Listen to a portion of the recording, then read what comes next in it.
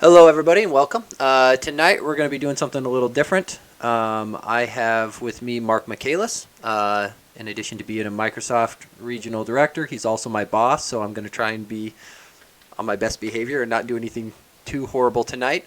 I've also got plenty of Mountain Dew and eggnog, so we'll hope that that gets us through. So tonight I think we're just going to kind of start. It's going to be a little bit of a grab bag.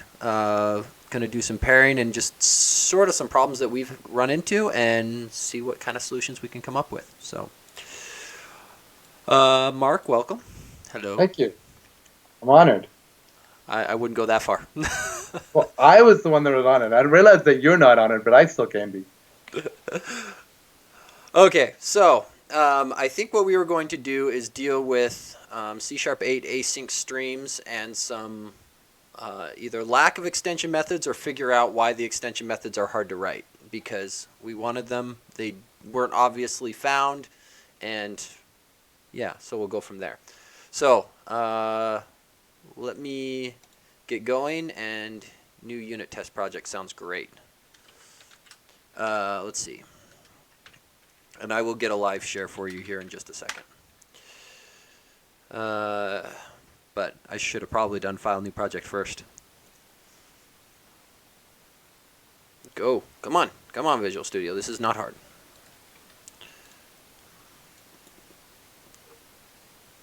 There we go. What are you doing that's so... Oh, lovely. Apparently I need to tell Windows Defender hand off my dev directory because it's going crazy. Okay, so there's that. Let's see here. Oh, there we are. There's the live share button. So, Mark, for your own edification, I'm just going to send this via our chat. That way it doesn't end up broadcast somewhere. Not that I'm horribly concerned about it, but that'll at least get that much going. And perfect. So that's up. That's up. Awesome. Okay, so in theory, you should be jumping in here in a moment. And then away we go. I thought there was a cool new... It disappeared. It came through and then disappeared. Skype chat. I understand.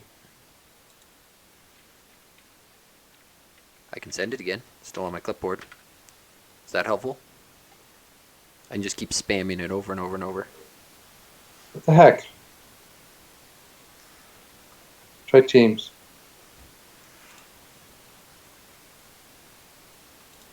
You know, I saw a great comment from somebody tonight about... They were talking about the new Star Wars movie. And there was a comment that the holograms always seem to cut out during the most important messages, with the obvious implication being that we will master light speed before we figure out telecommunication. Because clearly the latter problem is very, very hard. How do I get a link from point A to point B? Hey, just the fact that we got a conference call working, I think we're like on cloud 9. That is true. We did manage to get that going without too much effort.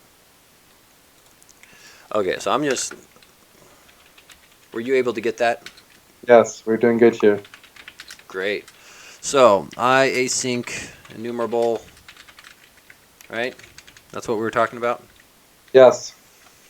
Oh, and I suppose this only works if I'm inside of my class. So are you actually... There is a live share. Wow, what is going on? Why is it so... There we go. There we go. So, how about get numbers async? Sounds great. Okay, so async await task delay of 1 so that we actually bounce onto a different thread, and then for each int number in enumer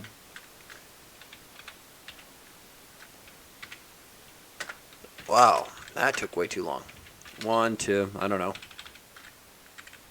42. 42, that sounds like a much better number. I like 42. 42. put this inside the loop, and then yield return number. Okay, that looked like a reasonable starting point. We've got a simple method, async enumerable, yada yada yada. Okay, so what was the syntax that we wanted? It was something like get numbers and then what, right? I think, well, the problem is a little bit more subtle than that. Okay. What you're trying to do is return an async enumerable, but you're trying to use link to do it. So in your case, you're forcing an iteration with a for each loop. And I think you actually want to implement this inside your async, get number async method. Well, but my thought is that this method doesn't matter, right? This is simulating some library call, and this is actually where we want to figure out what to do, right? I've got an async enumerable. I don't want to just for each it here, right? Because I could for each the async enumerable and grab this. But you're going to do an await for each on that case. Oh, thank you. But the problem is actually more subtle than that. The problem is you have an async enumerable already from another method, and you're trying to iterate over that using link rather than for each. Right. So you have to have another method to show this, or a delegate. Got it. So, because ultimately what you're wanting to do is something like where it's select X. Exactly, but you're going to return that into a out async enumerable, not an out, but a return. But return a new one. So you can't do it in your test method because your test method can only return void. No, it can return async test. Sorry, agreed. Same thing, right? If it's an asynchronous, then it's async task. But either way, it's the. Got it. So because ultimately what we want to do is actually implement this select method, though, right? Right. Any link method. Great. Start with select. Select's the simple one, right? So public static class async extensions. Sure. Public static I. So this guy ultimately still has to return an async enumerable, right? Is what we're saying? We're not quite saying so. I'm trying to do the simplest thing. We can do this using delegates, but really what you want to do is you want to have another method that returns an async enumerable, and it's iterating over async enumerable using link. There you go. Okay. So your test will call either line 24 or line 26. But inside the method implementation of line 24, you're only going to use link. You're not going to do for each. So I'm going to do this. Only going to use link.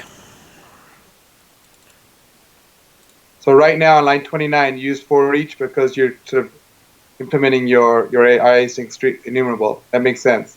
So now foo wants to go return, say, just the even numbers using link. Okay. And you want to call foo from test method. So are you saying I want to call it here like this, where I do? That's not quite right. Something. Yeah. More. So yeah, exactly. You just call foo there, and you can remove your select method there. It doesn't matter. Inside the method here, you can just verify that everything is even. Sure. In line 21. In line 21. Okay, so assert, let's see, is true. Let's do foo mod 2 is 0. Something like that. Exactly. Doesn't handle the case where it's an empty enumerable, but whatever. Not worried. I think that's. And you need to add a reference. I'm guessing you're going to need to add a reference to system.link.async. Yes. Okay, so let's go grab it.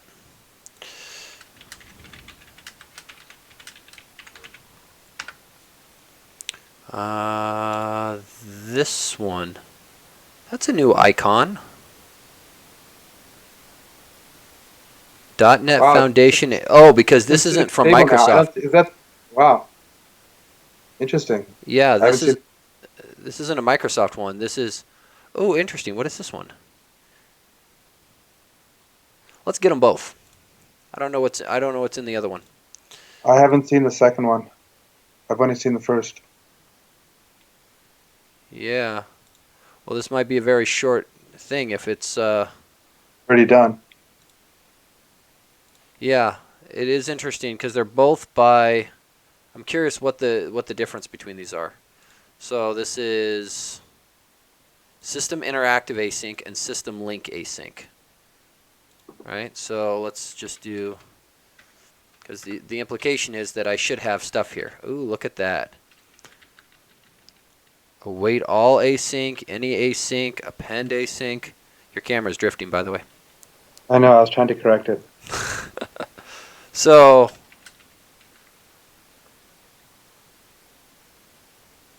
well, shoot. This might become real easy. X mod 2 equals 0.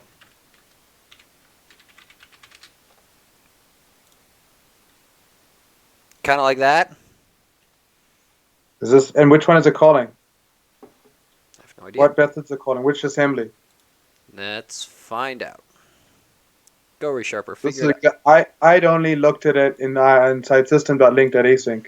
So this is coming from. This is the SystemLink Async library. So they've got an async enumerable class inside of the SystemLink namespace.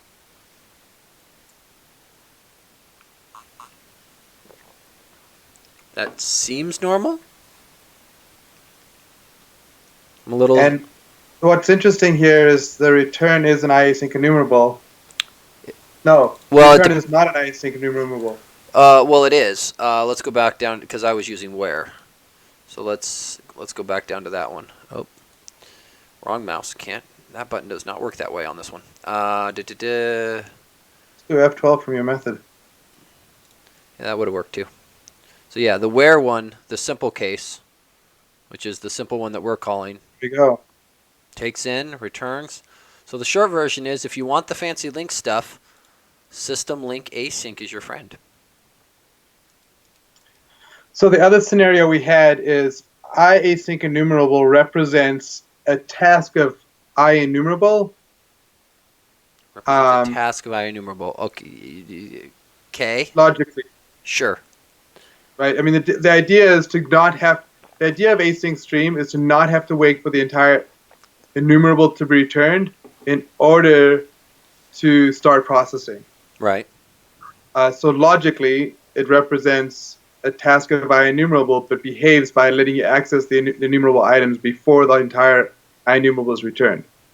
Right. So if you're iterating over something that returns a task, so you've got an enumerable of task, I think that's when this breaks down.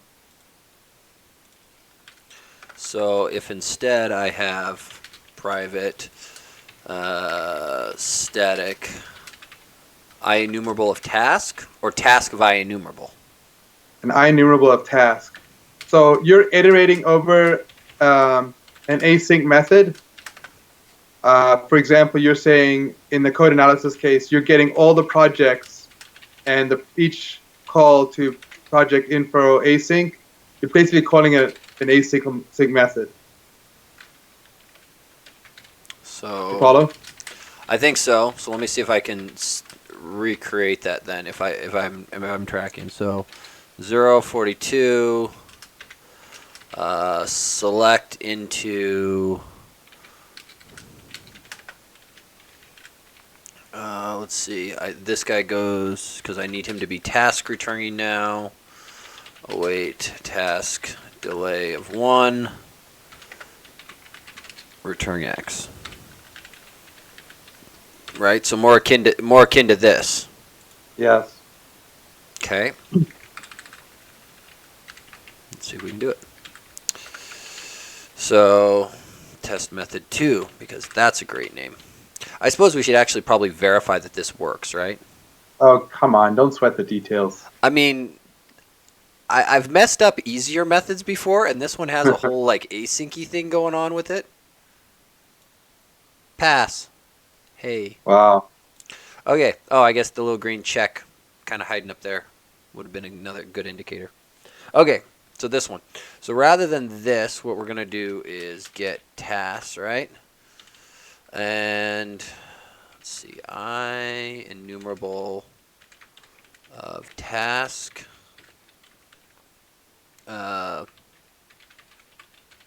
Fix the name. Okay, so what are we wanting to write here? We want a for each on this, don't we? Well, no, if you could, you'd like to do link.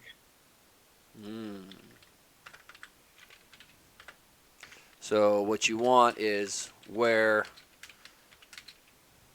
because ultimately what you're saying is you still want to write that same. Right. I want to write the same query. You want to write the same query here, but you need You can't put an await in there is the problem. Right. So let's break this down. Int number in, because this is ultimately kind of what we want to write. Exactly.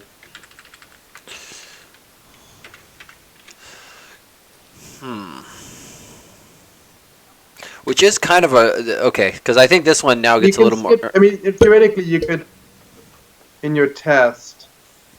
No, you don't want the where like that in your test, because your test is verifying that it is returning to every time. You want to change or write a new version of foo. Private. You still want this to be task? No, you want this to be in, don't you? You want it to be async. Async enumerable.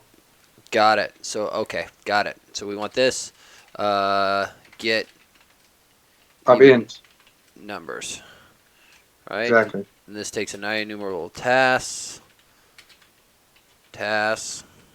Okay, so then this change. So this guy then becomes await. Get even numbers. Pass the enumerable and clear all of this out. Right? Something more like this, right? And then same assert.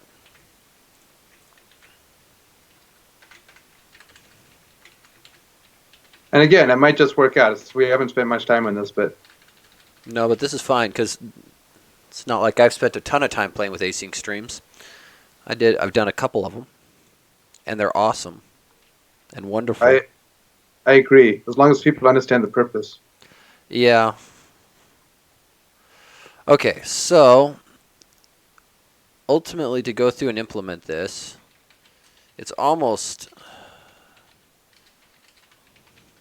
right. So this doesn't actually seem horribly difficult. So what you're trying to do is avoid using for each, right?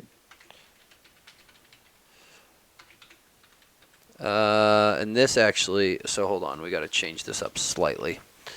I got to change this guy to be task of int. That way I can actually get the value back out.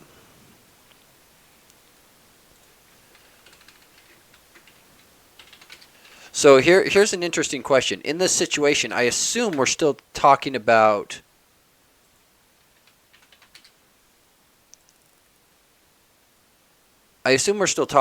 wanting to have these things go in order, right? We don't want these to, because I think this might be the interesting part is if you've got a collection of tasks, you could theoretically fire them off together and just take them as they came, right? And if you want to do it in parallel, that would be interesting. That would be the next step, right?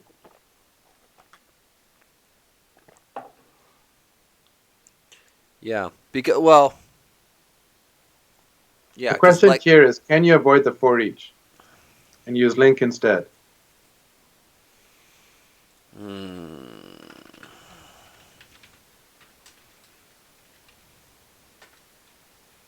I think this is where you quickly run into problems because you need the await. Exactly. Right?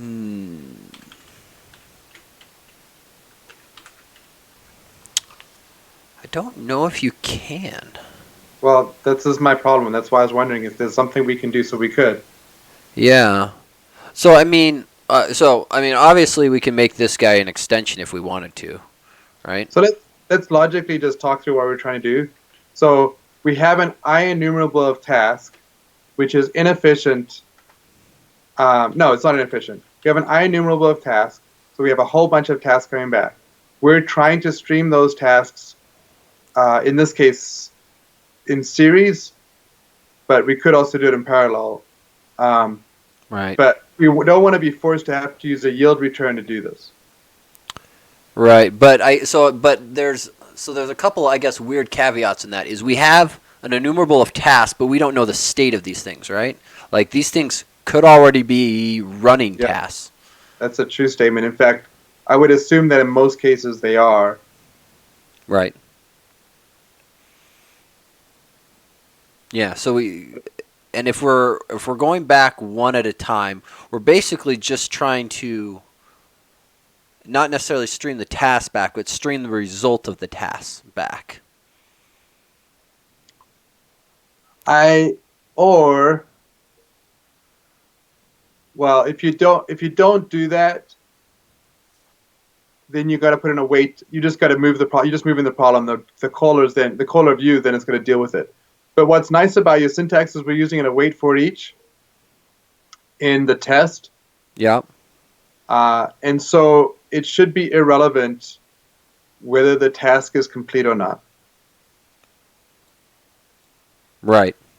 Well, because this await down here handles it for us, right? Mm-hmm. And I think the answer, because I think at this point you really I don't know if you can, because to use the normal straight up link methods, because I mean we could always just rename this select, throw this on here, put it in the right namespace, and basically make it behave the way we want, right?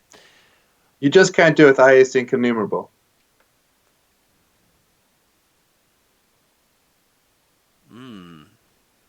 Well, so hold on though. That actually gives me an idea. To async enumerable, right? So I'm gonna change this a little bit. Public static. Gonna make an extension method? Yep. To async enumerable, I think I do this t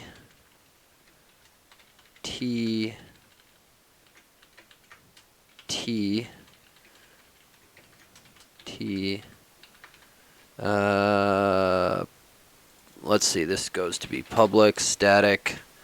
That fixes line 65. You got to make a T. Thank you. T and result. Okay.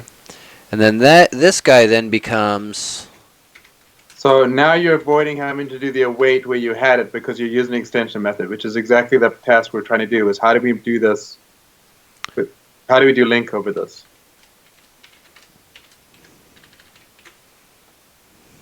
Yeah. Because well, I guess so, but the advantage to this then is now I can do something like this, right? So now I can go where x Yeah. Exactly. x mod 2 equals 0. So I'm wondering if maybe that's really all that's missing is this go between. Yeah. So there is a to async enumerable inside system.link.async. Can you just search on that method? There is. I have seen that there. Let's see here. F12, if you do an F12 into that library on your where.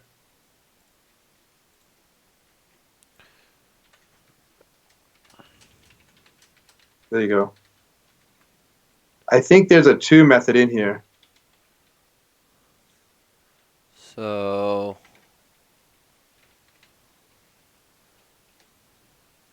to async enumerable. There we go. So they.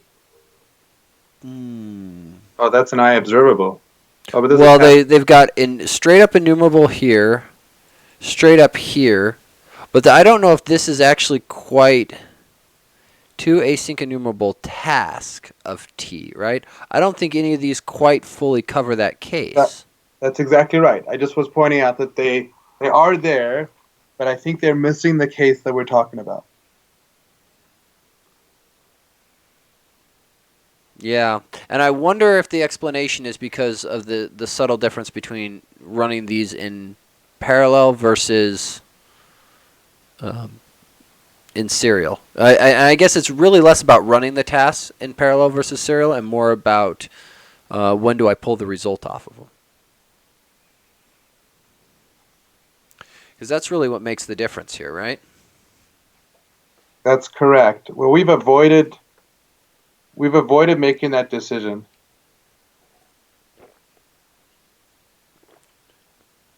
Go back to the code that we had, if you don't mind. Mm-hmm.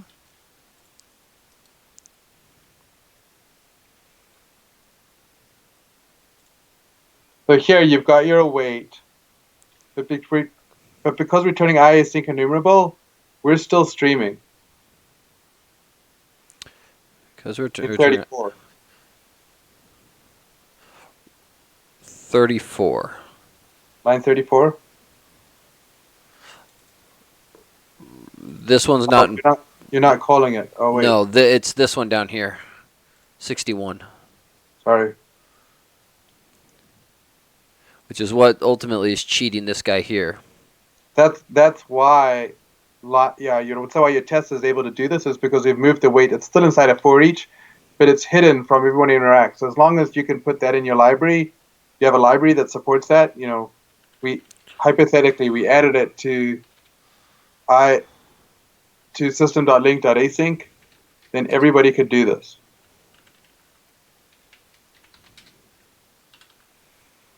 I don't think you can put. Yeah, the return type of async must be void task t or task like type. I was just seeing if I could abuse their thing because this where still doesn't quite get me there because this. So, is there a where await there as well? On 928, can you do where await? Yes. So where await is.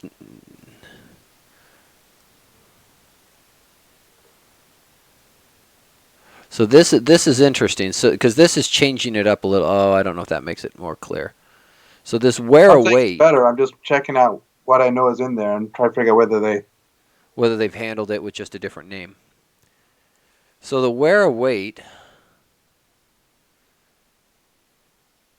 returns an async enumerable of task of int, which you'd think you could do an await int. Can you change your for each to the int where you're declaring int? Can you change that to var?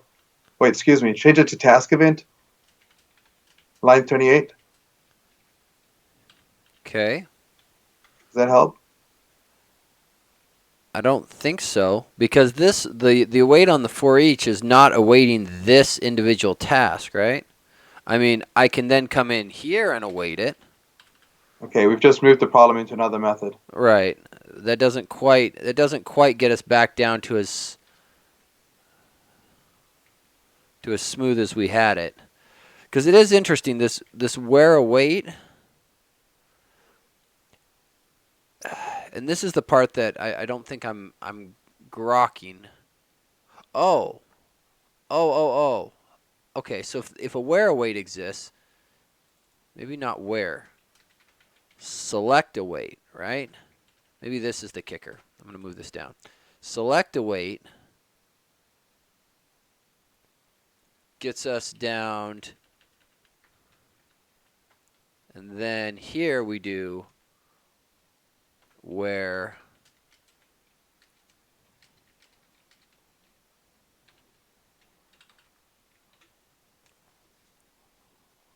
because ultimately if you're trying to go from task of t to I enumerable of t, that's a projection. So select. Task of t to I enumerable of t. Well, so let me rephrase. If you're trying to go from task of t to t, that's just a straight projection, right? Yep. And in our case, the only part that gets weird is we don't have just task of t. We have enumerable of task of t, and we want to get down to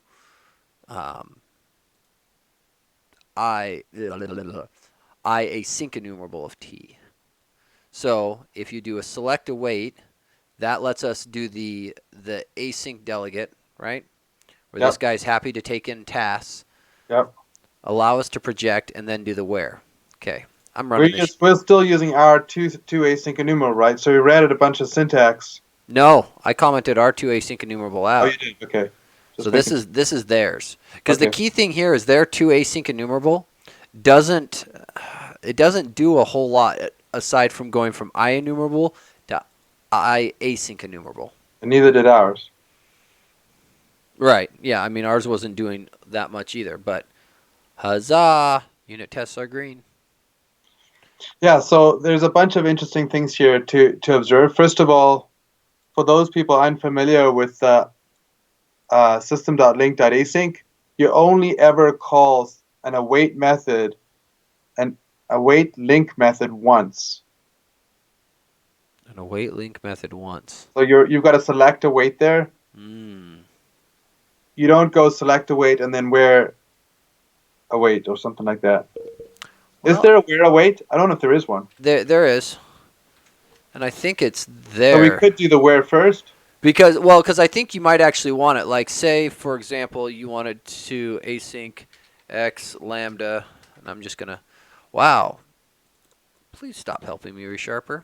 That's beautiful. I love it. So await, task, delay, and again, I'm just making up the task delay stuff for stuff, but then x plus 3, right?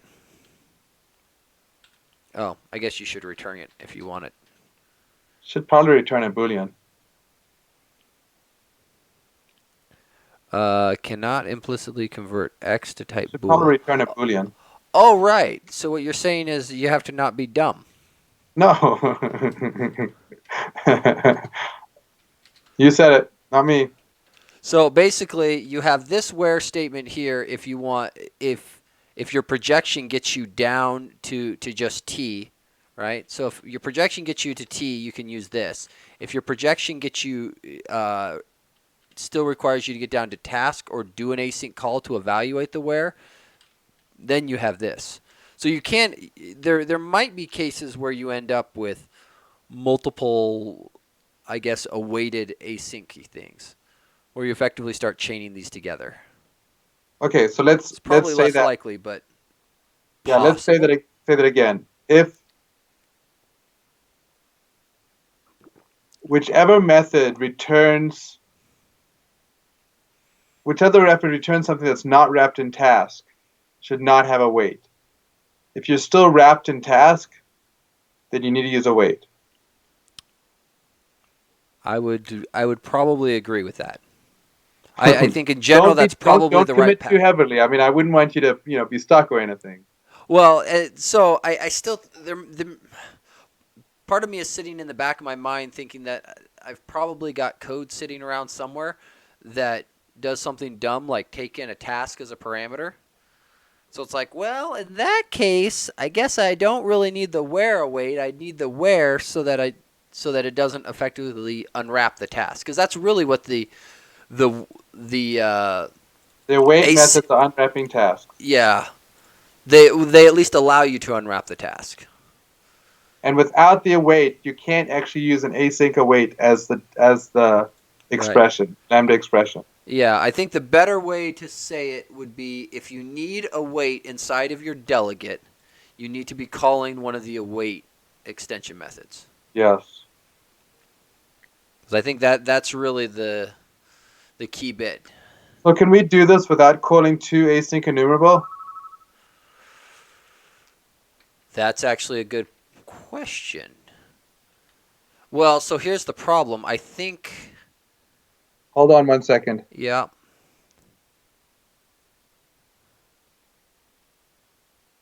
Because Because I think the problem on this is going to be that these extension methods are built on IAsync enumerable.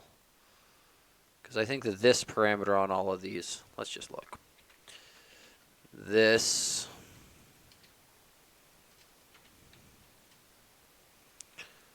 let's see. I think I'm just going to scroll through these really quick and see. Bing, bing, bing, bing, bing, bing, bing, bing. So I think every single one of these is probably built on IAsync enumerable. So I think the only way we can do it without is if there isn't a... I'm back. Sorry about the interruption. You're fine. No, so all I was doing is going through the extension methods and looking at it. I think the problem being that... Oh, so that's ordered async enumerable. I believe all of these extension methods are either on IAsync enumerable or on ordered IAsync enumerable. So I haven't gotten all the way. To get access to them, we need to call the to async enumerable. Right, in order to get us into this state. What did we have? Before we called to async enumerable? What was that data type again, please? So this guy here is an enumerable of task of int. But I think the generic case is enumerable of task, right? Yeah.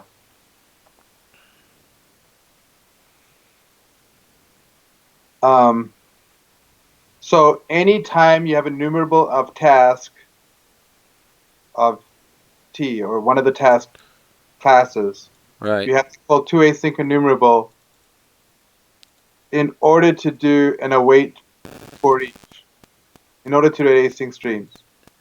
Well, yeah, I think you have to do the to async enumerable to expose these extension methods. Right. Because you ultimately need to get yourself down to something that can start streaming. And the advantage, and the reason you want to do that, so what would be interesting to see if we can test this such that we can verify we are starting to process data inside our test method before all of it is returned, all of it is for each inside our get tasks method. I can't imagine it wouldn't be that case. But the fact that we're returning an enumerable, yeah, I can't imagine it wouldn't. But it's probably worth verifying. So, well, that's fairly simple. So, private static int current.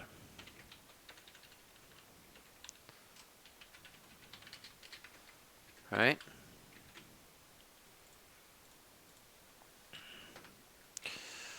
If number less than 42, or how about, we'll just test it on like the first 20, right? Yeah.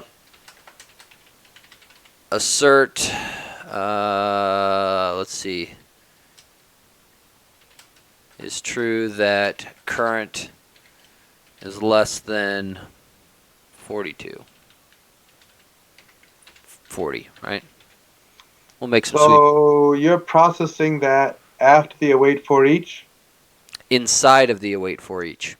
I had mismatched by curly braces. I agree with you, yes. Let's see. Yep, I agree. Run unit test. As I say, that looked like it completed way too fast for something that I put on. Okay. Not a great test. It took a little while. Well, I changed this delay up to 100 milliseconds. Oh, got it. Just to, because if I didn't do that, I felt like I was going to be hitting my head on things. Because remember, this guy's already slowing down the return of this by 2 milliseconds.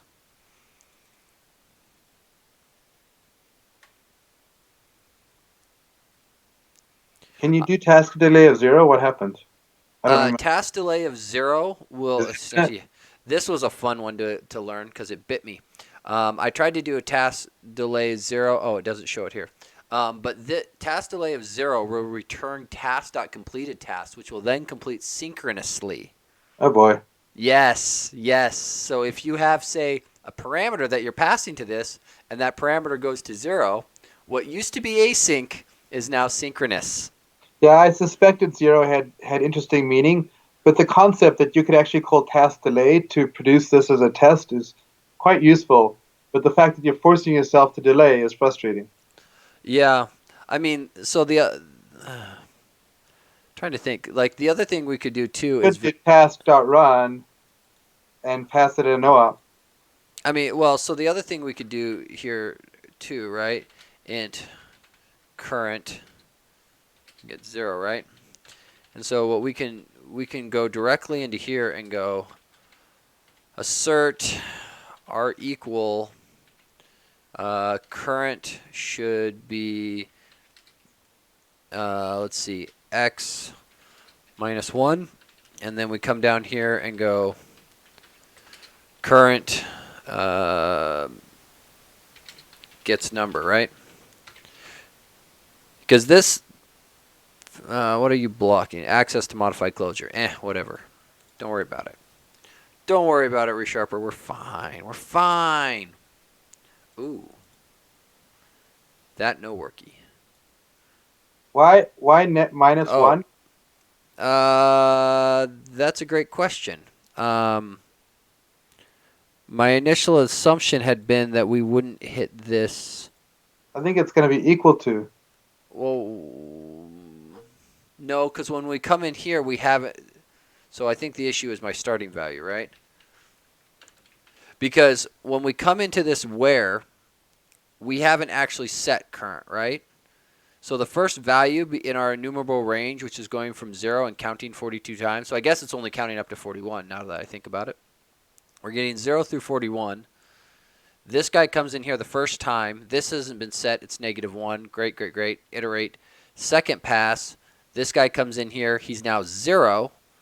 The value being processed is from the next task, which should be 1, right? So it should equal current x minus 1. Because the thought is that this should be evaluated before this gets set every time. Let's see. That's the thought. Expected 0, actual 1. See, and this is where I was wondering if perhaps some of these tasks are going to get executed in a weird order. Let's just make sure this is that I'm not crazy. So Well, I don't know if this is going to eliminate that option. So we're at the case where this. You know what would be useful? You know what would be useful, Kevin, is step through it. That's an excellent point. So like there and there maybe. And debug. Because, yeah, it will be interesting to see the order in which these things get hit. Because I am curious at what point it then switches and starts going. Right? So there's X. I'm just going to pin this to the side so I don't have to keep track of it. And current pinned. Oh, don't hide behind the tooltip. Don't hide. Come here. Dumb thing. Okay. You need another mouse. Yeah. Okay, so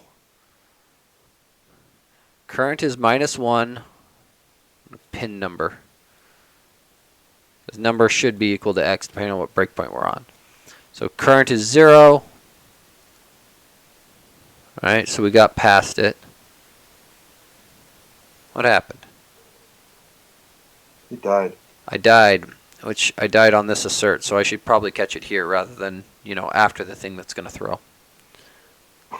Details. Okay, so there's that we agree on.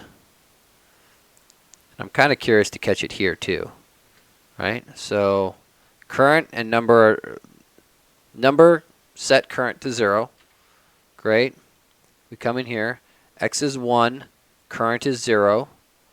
Right? So X 1 minus 1 equals 0. Interesting. Did you see that? Oh, this is a bug in my logic. Right? Obviously, Kevin. Because in the case of it being 1, this is going to return false, which means we're never going to get inside of this. It's going to filter it out and iterate a second time. Okay. I don't know if this really answers my question, does it? Because the question we were really trying to answer is, when do all of these things get evaluated?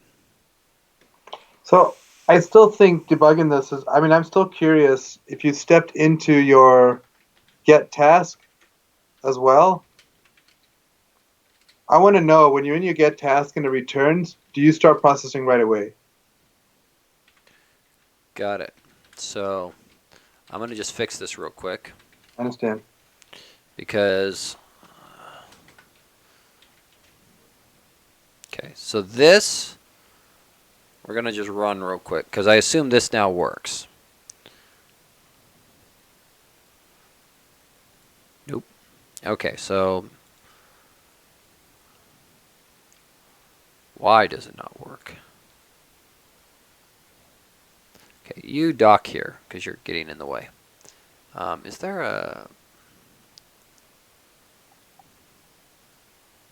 I want you to move down, and I don't know how to make you do that. Oh, come on. The Visual Studio one does it. Come on, ReSharper. Be smart. Whatever. There's got to be... Bottom. That's what I want. Okay. You let me control it. I guess that's better.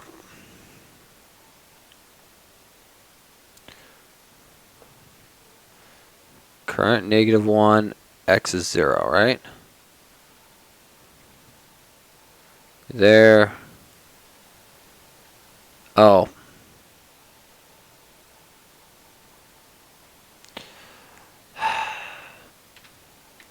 Maths are hard. There we go.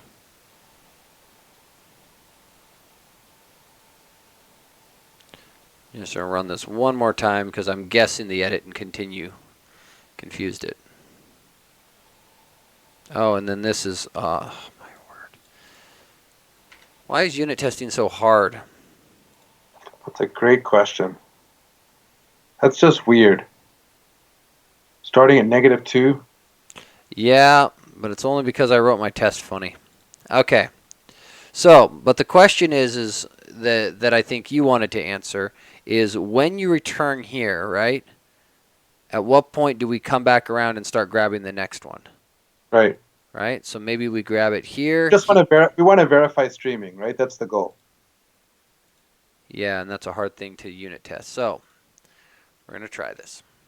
Worst case scenario, we just crank our delays up. Okay, so we start, return.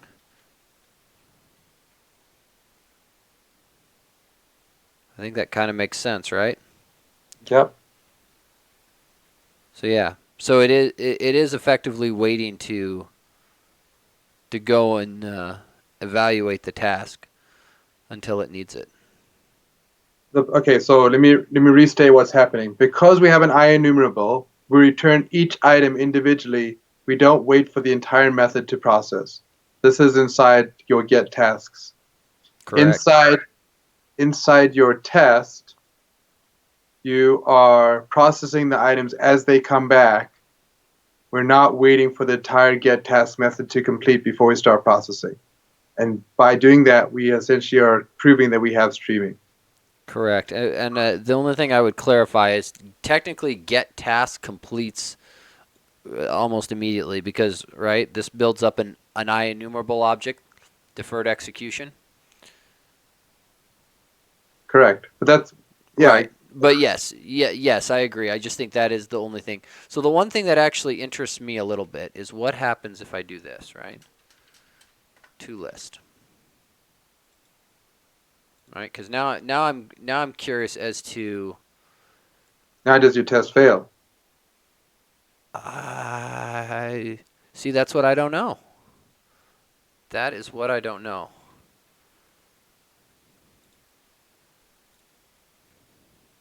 I'm going to get an interruption, so I'm going to stand up and close the door. Okay.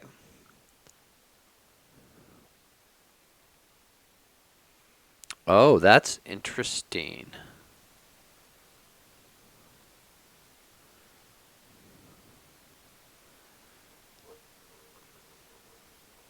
Huh. Let's try that one more time.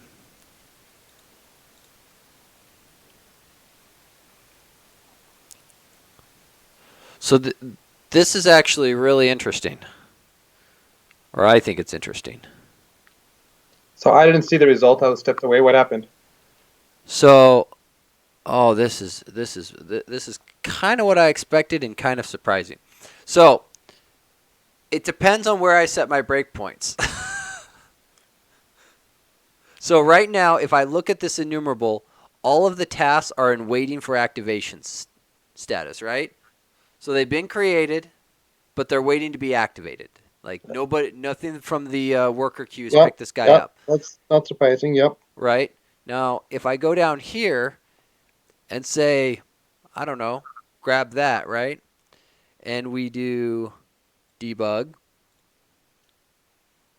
All right? So we're going to launch. And now the to list is going to force the enumerable to execute, and I'm going to just punch F5 a few times, right? Let it go a little bit.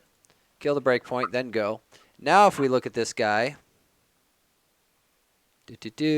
you'll note a bunch of these tasks have been picked up and completed.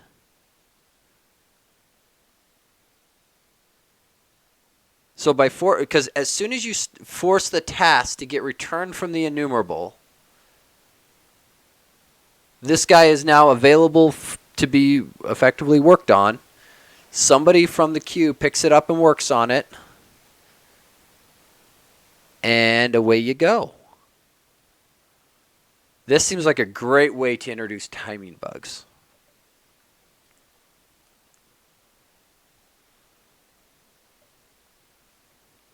Because now I'm willing to bet, based upon how I do this check here, I could easily see breaking. Because by the time we get down to here, yeah, let's prove that. What? What? Current is less than 40. If number is less than 20 and current is less than 40. Let's bring this down. I sort of anticipated, and maybe it's just the speed of the breakpoints.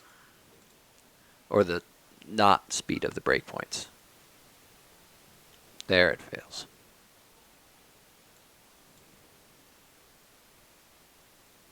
Cert is true failed. Line 50. There. So we were processing a number that was less than 20, but current was 25 or higher, right? We can fix the display of this so that it doesn't suck. Let's see. Number, or I should say, yeah, we'll just do this. Who cares? Nobody else needs. It's not like this code is going to production anywhere. I hope. Dear heavens, I hope. Oh, and it passed. Come on, fail again. No. But we should be able to write this so it doesn't behave differently. I don't think you can with this toList, right? Because once you force the enumeration of this, these things effectively get put on the queue to be picked up. So it really, really, really depends on how long it takes for these guys to get picked up. This select down here is going to force the execution of this method to wait until at least the first one has been picked up and done, right? And so the only way this assert fails is if 5 extra ones get picked up and worked on before this happens. Or hypothetically, say these tasks get picked up and worked on, out of order. Like it picks up the task at the end. Right. So how about trying to decide which way makes this more obvious? 10 to 25? I wonder if that... Yeah, but you're still counting on timing. Yeah. And I'm doing a bad job of counting on it. I'm trying to figure out how we can do this without...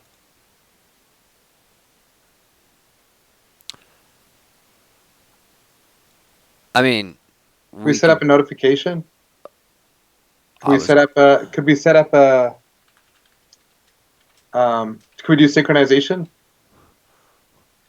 We can roll our own task scheduler. No. What? No. Yeah, we could do I like think we can use synchronization. right. We could use a reset event or something. Exactly. So I guess where do you want to put it? After each time we enumerate, after each delay. So line 66 and a half. So this is going to get interesting. Private static manual reset event.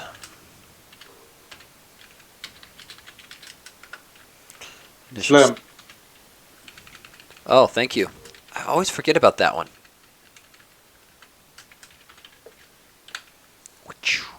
Okay, so then you want to do something like await MRA. Oh, right. Wait indefinitely. So straight up block.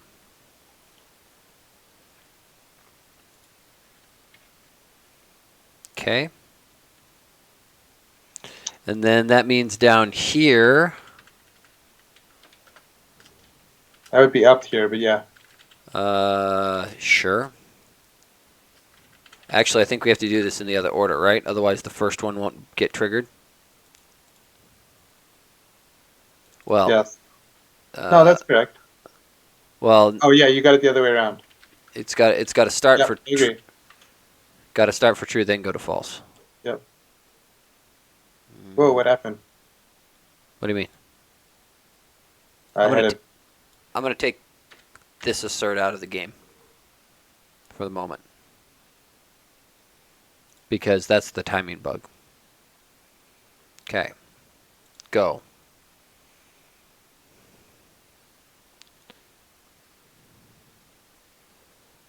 It passes.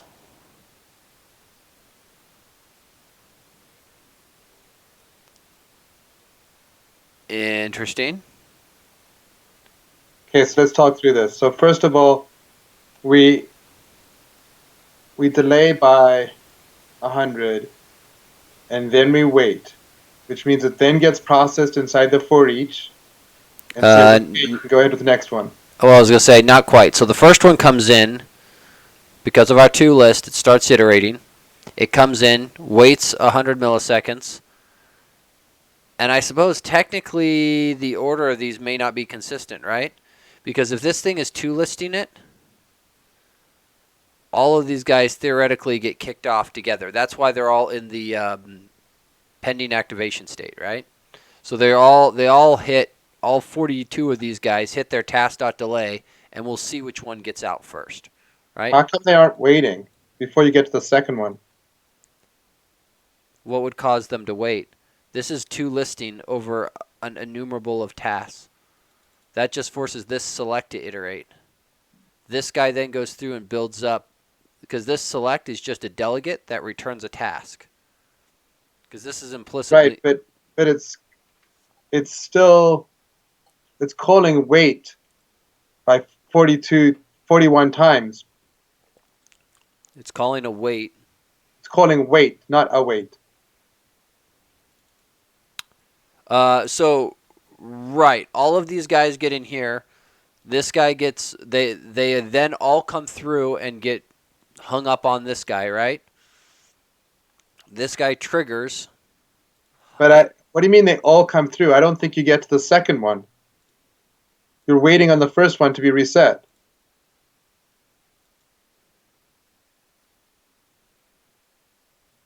Can you debug this? I can, and I think I understand your confusion, and I think there's a bug here, but let's go there.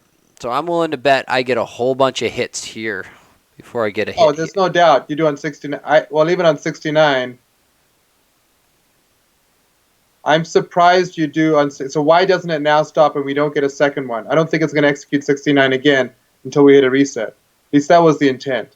I agree that's the intent. I don't think that's true. Hit, hit, hit, hit, hit, hit. You're doing something. I can't see what you're doing. So you I'm hitting here.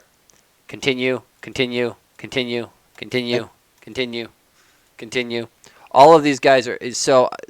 Yeah. So because we call to list, this this select builds up an enumerable of delegates. The delegates get created, and the tasks are queued to be run, right? They're in a pending activation state or whatever that is of the I'm here. Yeah. I'm ready to be worked on, right? So what's surprising me is, okay, I'll let you explain, but what's surprising me is that we're getting a second select. We're getting a second select iteration before we've completed the wait. Well, but remember, that's because of this to list here, right? This guy is forcing the enumerable to execute through this entire 42 tasks. No, I understand that part. I'm saying lower down. In order to execute the select, I would have said it goes, okay, here's an item, then it goes returns current. How can it return current if it's, how does it return a current when he hasn't got past the wait? Has a return a current when it hasn't got past the wait? Oh, so well, okay, so that's fair. So let's start this over, because I think that will probably trigger correctly, right? So here's the first hit, right? Which makes sense. Everyone's happy. Though I will point something out. X of 38. Because we've got like all 42 tasks buffered up against this guy. Yeah. As soon as somebody turns it loose, it's going to go. But here's the interesting part. Now I've got X of... We didn't wait. Was resetting counted? I don't think so. No, but remember, this is a manual reset event. So it's the yeah. I think your state is wrong when you start. I agree with that statement. The problem being is we effectively really kind of want to use this as a gate to let only one thing through at a time. Exactly. Right? So I think this And by the way, it's not your state, it's our state, because I was just responsible for this code. So that is fair. But I think what we want is a semaphore slim instead, right? Yes. Thank you. Lock. Sure. Great. Fine. Why are you saying semaphore? Because effectively what we're saying, like this is the, I'm trying to remember, the best example I remember is this is the gas station bathroom example. The gas station attendant has 2 bathrooms and 2 keys. He can only hand out those 2 keys at a time. Right, but I don't think that is the case we're looking for. We're only going to let one through at a time. Not with a reset event, though, because a reset event is a wait handle, which is more like a door handle. Which means when you open it, the door's open until somebody closes it. And in theory, 2 things can get through. Because that's the risk, I believe, with the auto reset event, is there's theoretically a timing thing. If you queue up enough stuff behind it, that on a single ping, it's either multiple things can get through or no things can get through. I can't remember which. I'm agreeing with you, but I believe manual reset can only get 1 through. I'm checking right now. I don't think that's the case. But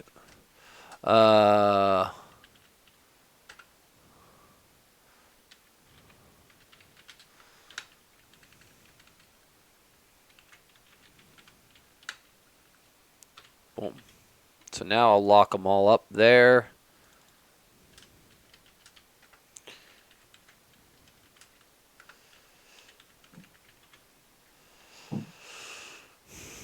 I don't like this.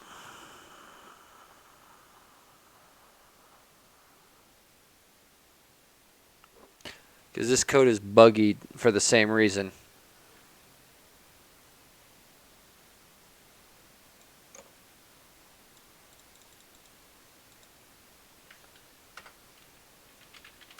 We'll just make this as...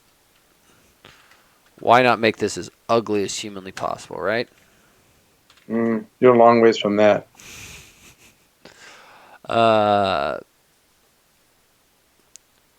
Because there's 2 cases where we need to effectively release this lock. Either we processed it inside the for each, or our where filter stripped it. Is this confusing as mud? I think this works now.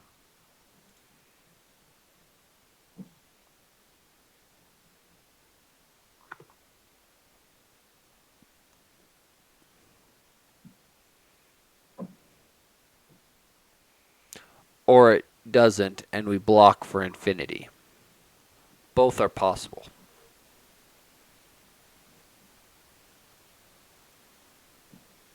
Is there a wait one event on that reset?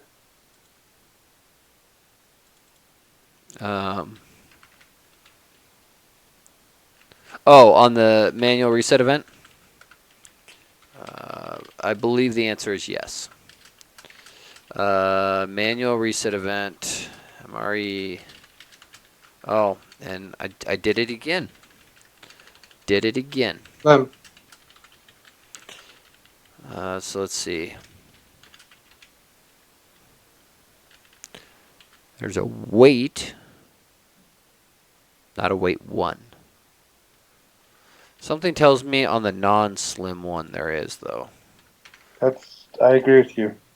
I still think wait. I would be very hesitant to question somebody of your caliber, Mr. Kevin.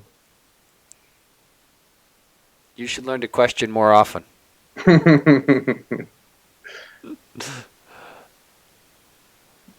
Because again, the manual. I believe that a reset event is what we want. A manual reset event slim. Okay. Well, I'm gonna. We're not trying to like two things through. We're only letting one thing through. I'm fairly confident I disagree, but the proof is in the pudding. Maybe we should start unit testing manual reset event slim. Dear heavens, no. So let's see. We don't want a timeout. We want it to block forever. So we'll take the empty one, right?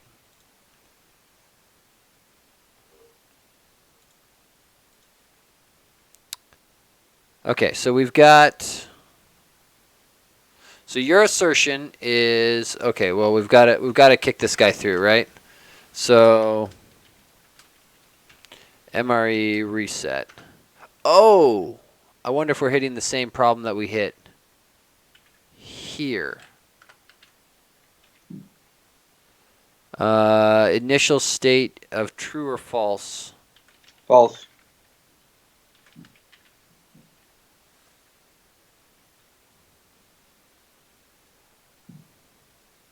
So false is unsignaled. Right. Who's got? So I guess my question right now is, I need an MRE set. Who is going to set it? Where are we going to do? What? Good point. But at this point, I'm trying to prove that we have the right thing. So. Right. I mean, okay, I can launch the debugger, but I'm fairly confident everything bulks up behind this thing and never gets past it because we aren't calling set. Let's just write a unit test that has an MRE in it and calls wait. And blocks forever? Yeah. Oh, okay. Which is a fairly long time.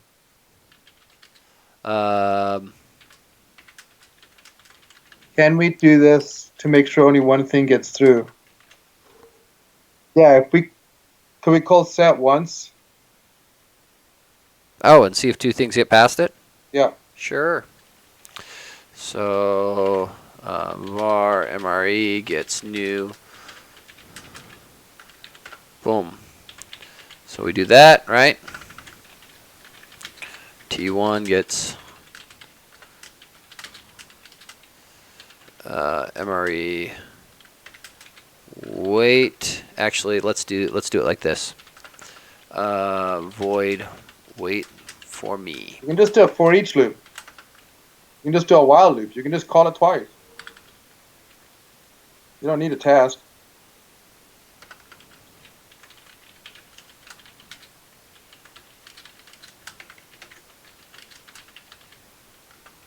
Follow what I'm saying? No, but that's why you're going to navigate. I really like. Let's use that I unknown attribute. I like that. So you're wanting this. Just do a while true, and then if no, just do a for loop. If you're equal to 1,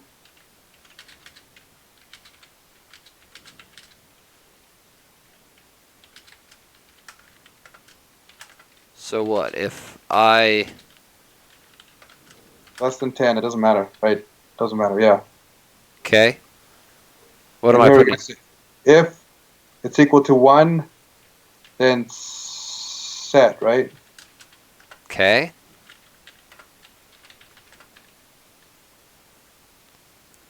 This is where I'm not 100% sure how you're going to do this without a task.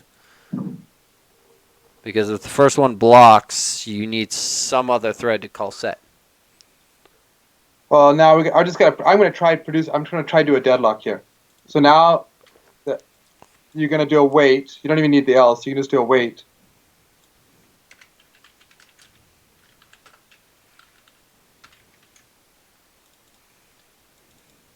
And then another wait. Right And after the point this? is, I think if you have 2 waits, and we only have one. Oh, this is what I'm trying to prove. If you have 2 waits and only 1 set, you'll only get through 1. You won't get through 2. Oh, well, in that case, we don't even need the loop, right? I agree. Right? So, your assertion, and then we can just debug this sucker, right? Yep.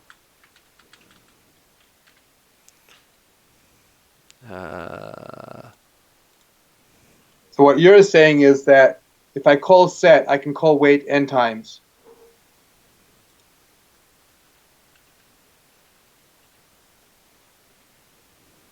It's on the same thread. That's what your point is, right? It doesn't block itself because it's on the same thread. You're right. What I'm saying is this is like a door. The initial state Yeah, is it doesn't block. The way a reset event works, it's not going to do it on the same thread. I need to. That's an interesting test anyway. well, no. So here's what I would be saying though here. So like, I think auto reset event, which doesn't exist in a slim form, but right. It doesn't exist because it's not considered thread safe. Well, it's the thread safe bit, right? Is I'm trying to remember the case. I believe the issue is if you call the thread safe problem with auto reset event. Let me see if I can remember. Is you can call set 2 times, but only one guy may get through the door, right? Because reset events are very akin to doors that open and close. Yep, that's exactly right. And I think so only one person. You can write it so only one can get through. right. So 0 to 1 with an auto reset event. That's the risk. Is theoretically I could call set 42 times and I might only get 40 things through. Now, I will point out I tried to do this for one of the threading talks, and it is really, really, really hard to make that case happen. Because I was trying and I was struggling. And so now I'm blocked here. So I think what you're describing is we need an auto reset event because you want that door to close after the first guy gets through.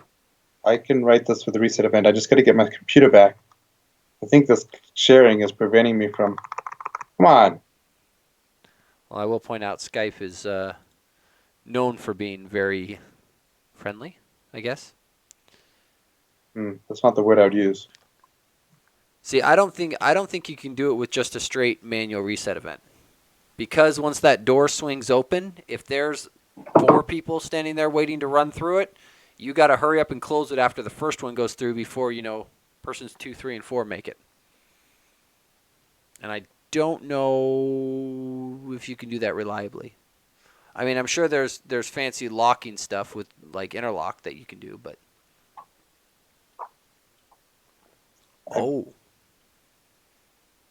we could do it with interlocked.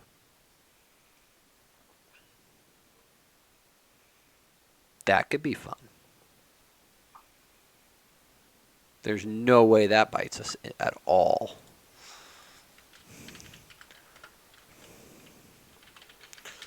Static int lock value, right? Let me through. Great, that sounds like a wonderful name. Await dash.lay. Well, let's see. We're just going to volatile read, I guess. Is that going to be a problem?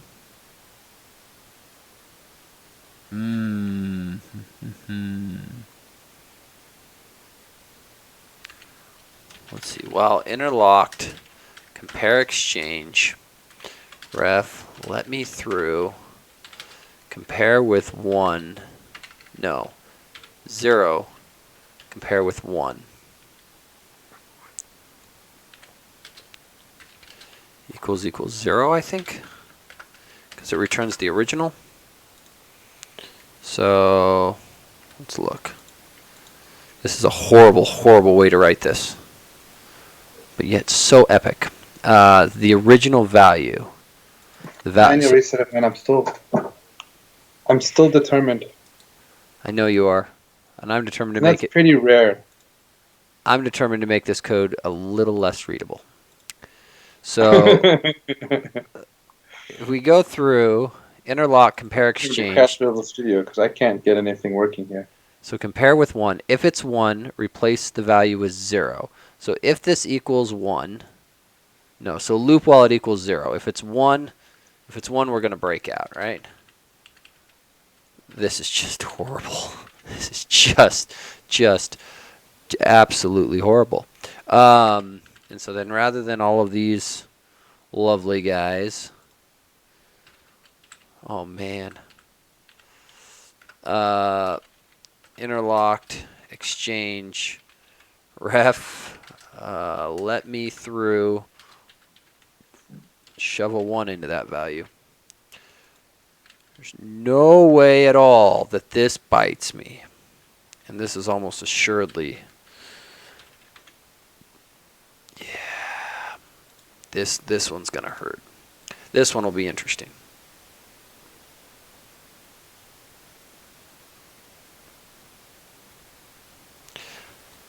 Because this is atomic.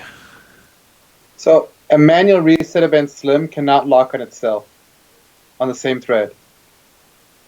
So our test wasn't valid. Wait, what? The test we did with the wait and on itself, you can't wait on the same thread. It knows.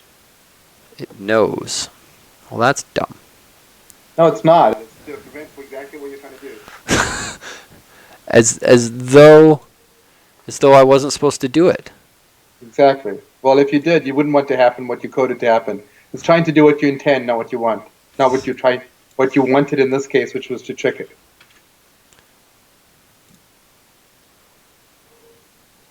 Well, we can go back and test that here. 1 second. I really want to see this interlocked option work. Because interlocked is like the coolest thing ever.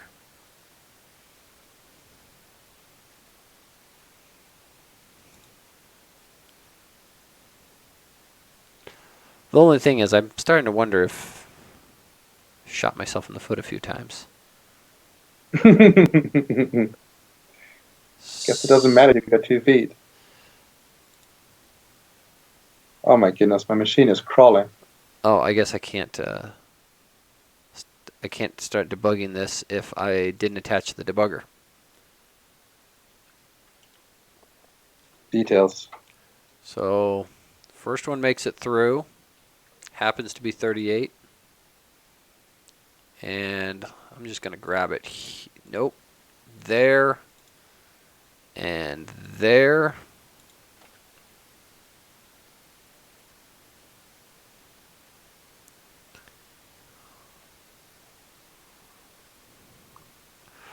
Oh.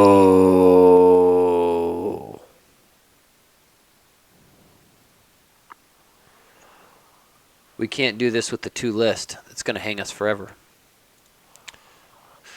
Right? Because these tasks... Yeah, that's exactly what we would expect. I know it's what we would expect, but it's not what I coded it to do. It's working as a... It's doing what I... ToList is going to execute all of your get tasks before it does anything else. Okay, so there's that. So number 0, great.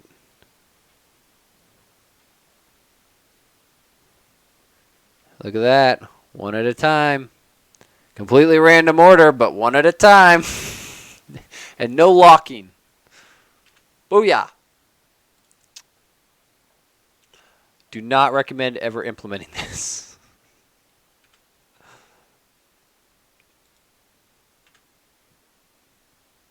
And in theory, it completes.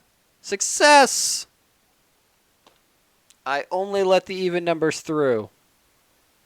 One at a time with interlocked. But they came through in a random order. Because they all get caught up in this while loop. Right. All trying to get a hold of, effectively, the lock.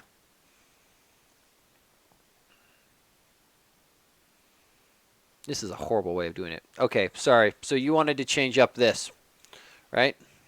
Yeah. Okay, so manual reset event slim.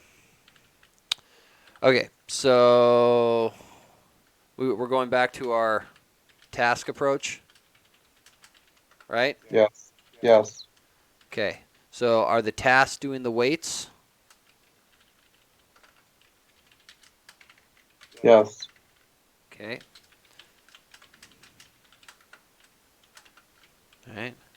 Let's see. MRE, wait.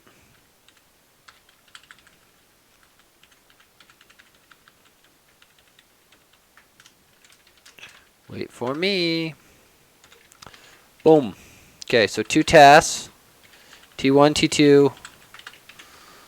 Right? I'm only seeing one. Where's the second one? 2 tasks. They're both using the same execution Got delegate. it. Yep. Or I guess their execution delegates are pointed at the same method. So single set int count gets 0, right? And so then down here we go, because I'm having so much fun with it. Oop. Nope. I know where my semicolon is. And then maybe we should await on those tasks. That would be a good idea. Let's see. Await task when all T1, T2. Akin to that. And you think we complete, huh? Or are you saying? I think we won't complete. So assert r equal to count. Right? You would assert that we should either run forever or fail the assertion.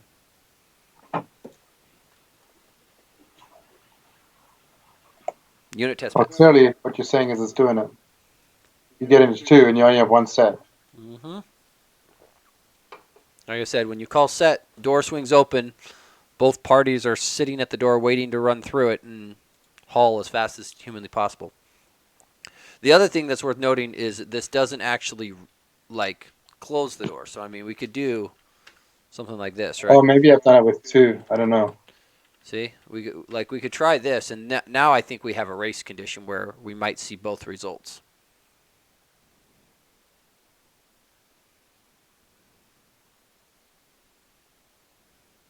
I think this is the case where we got it. First guy got through, closed the door behind him, incremented, but the second task is still spinning. Except for the fact that you don't know that when the reset will occur relative to the wait. Correct. Which is why I said I think that there's a timing problem here where I could see both conditions, where it passes and fails. Yeah, no, I would agree with you on that. And I think you're also correct about the. I probably need to look at this. I think why I'm having a hard time is my recollection, and I haven't worked on this in a little while, is that the best way to test multi-threading to get synchronization for testing purposes is manual reset event slim. And I'm trying to think how you can reliably do this. Well, Because that interlock stuff is a pain. so I don't disagree that the interlock stuff is a huge pain. What I would probably propose that we do is private dictionary int manual reset event slim locks, right? And then basically populate this guy with a bunch of manual reset events. And then once one gets processed, this guy can trigger the next one. Right? Blocking collection would be another one that could do it as well. Still painful. Oh, I don't disagree. This is the whole reason why RX was invented and why the async enumerables sort of slurped up RX, because it was very painful.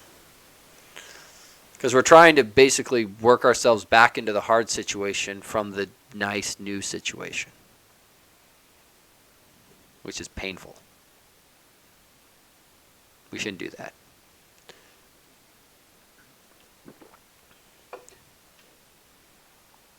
I just realized, why am I setting my Mountain Dew here when I could set it right where my hand is? That would puzzle me as well, knowing you. I agree.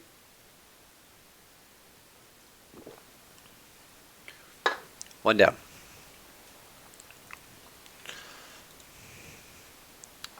Does that answer all our questions, though? I mean, I think it answers the original task that we're setting out to do, which was how do we go convert an IEnumerable of tasks and return and process it. Let me say it again. We have an IEnumerable of tasks. We want to return an IAsync enumerable. Mm-hmm. And we want to only use link. Yeah. So I do wonder. So I'm going to copy this in the interest of not just horribly breaking us. So what we did here, though, is we did test method 4, right? Just going to keep going. So, but we did task of int, right? And here's, so the key thing that we did before is the select, right? Yes. Say you just have this. I guess there's really no, if you don't have a task of t, there's no same, like what? To enumerable, right? There's no sane way to go to do this, right? There's nothing to for each on, so why would you do that? I mean, so, okay, so I guess you could go task, and then just await the task inside of the for each, right? But that's kind of boring. I mean, it works.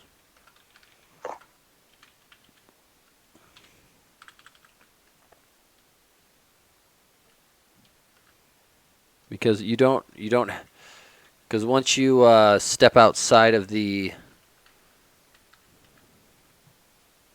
it does show select await. So you can do that. The whole goal here was to avoid calling for each. right. Oh no, you're inside the test method. Yeah, That's fine. no. I take that. No, and I think this was the kicker is. So what you'd want to do here is actually an all. Yeah, but if that were truly the case, I don't need any of this, and I just do a await task when all, right? But I guess the question is if I want Not when all. All. Don't do for each.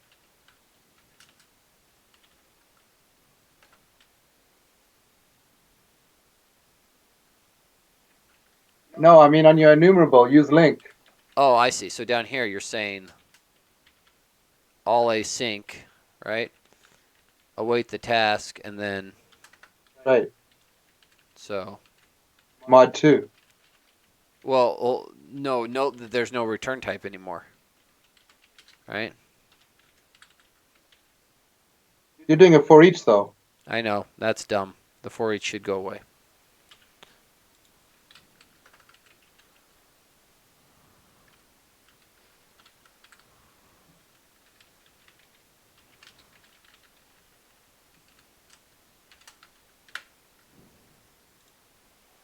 I think on line 52.5, you want to call IEnumerable. Well, yeah, there you go. Yeah, so this gets me to an async enumerable. And you do assert.isTrue. Oh, on this? Yeah.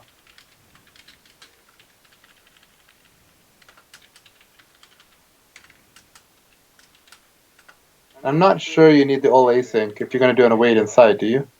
Well, that's what I was trying to figure out is must be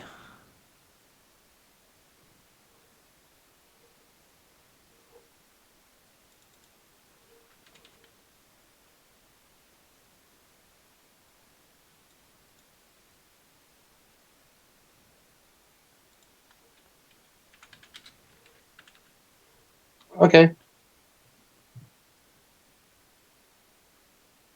We're checking the data here, right? Aren't we checking for mod? well, I wasn't checking the data Data because type. I intentionally stripped the return type because I was trying to see because Oh, I this see. You moved in. I got it. I got yeah, it. the select async was really only, and I mean,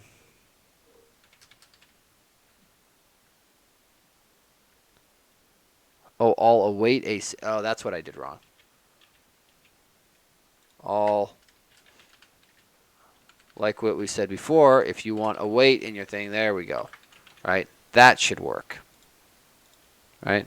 So it pulls it, and obviously, like, you could do this with any of the awaited ones, I would imagine. Oh, and I set this, there's still a timeout.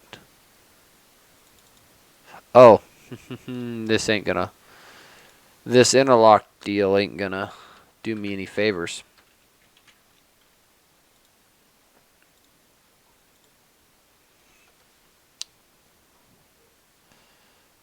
Because this is just does it complete, right?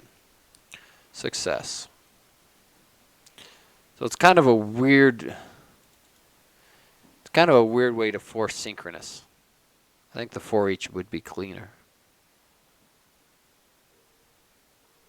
Because if I have an enumerable of tasks and I just want to await them one after the other, I think you just for each over it and await. Right? Because I would argue that's a whole lot more easy to read than something like this that's just hard coding a return true.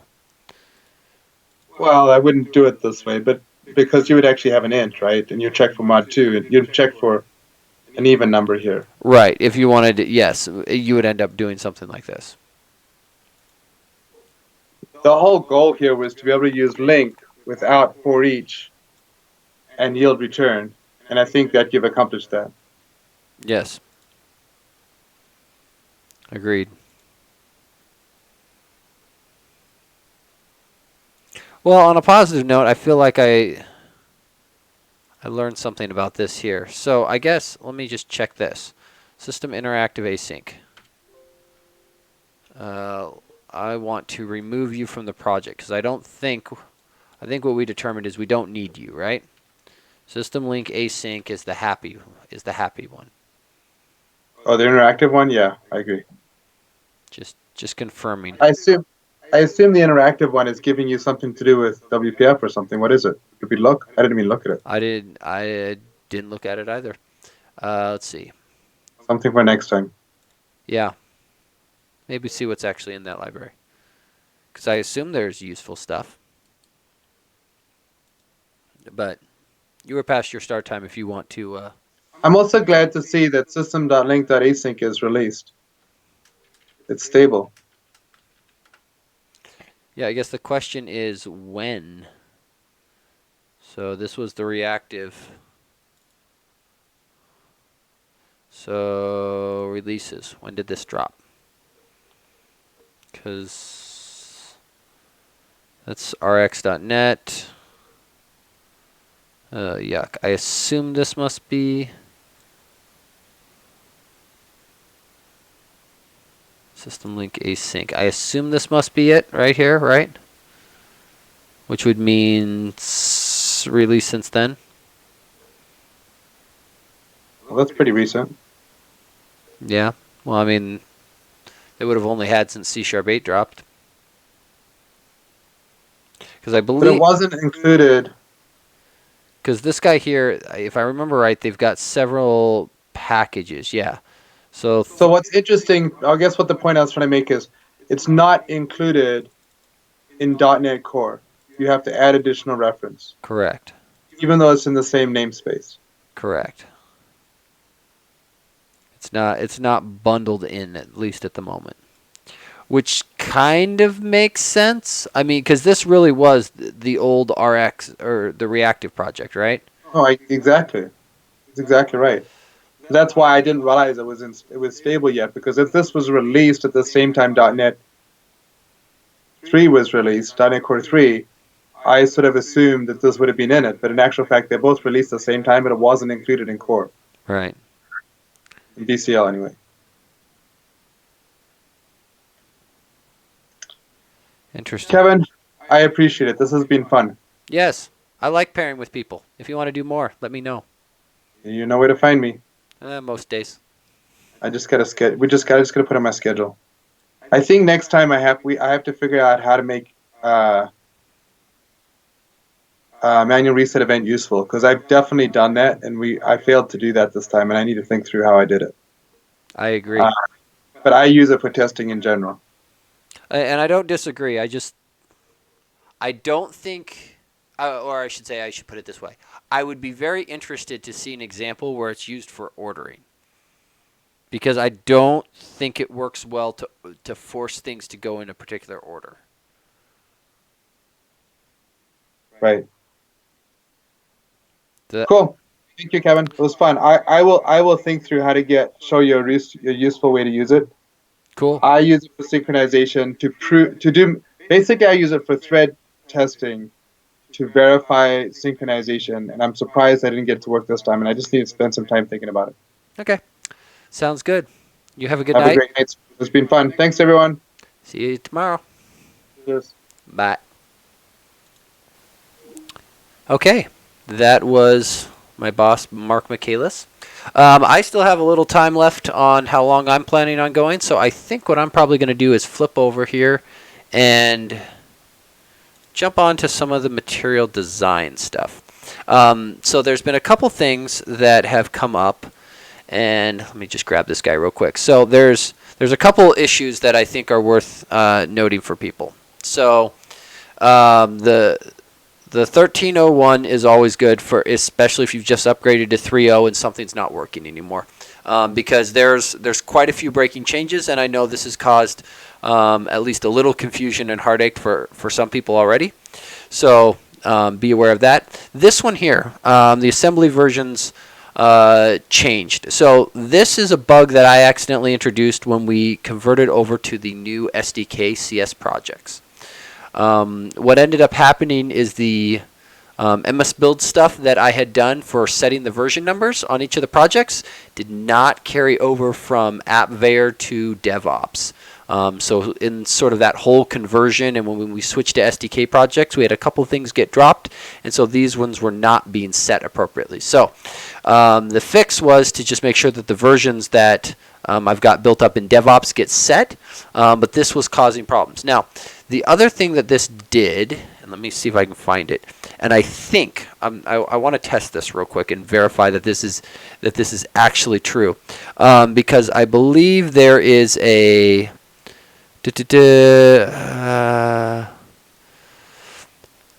I believe there is an issue with this one. I think it's this issue here, 980. So, and because there's been a couple comments on this one that have come through that I think are mistakenly put here. So let's get all the way to the bottom.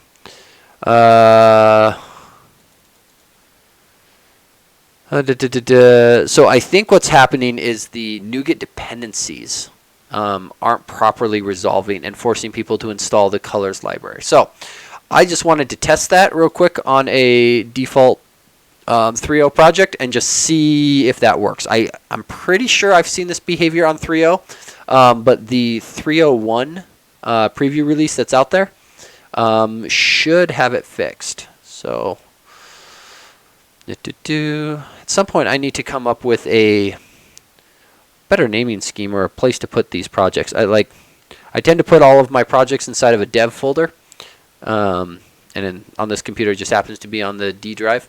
But it seems to be that there's, for some of these throwaway projects, I really should put them in like a dev temp or just temp or something, because they end up just cluttering up my real ones and confusing me of what's good and what's bad. Okay, so basic material design in XAML start. Default project starting .NET Core. In this case, we're doing 3.1.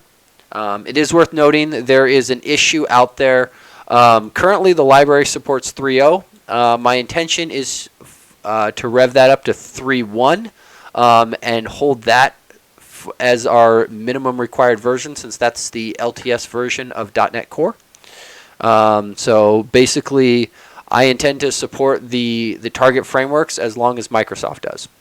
So unless something comes up, again, reserve the right to change that later if I need to, but that's at least the intention is as long as Microsoft's supporting it, I can probably support it as well. Again, emphasis on probably, until there's a reason not to.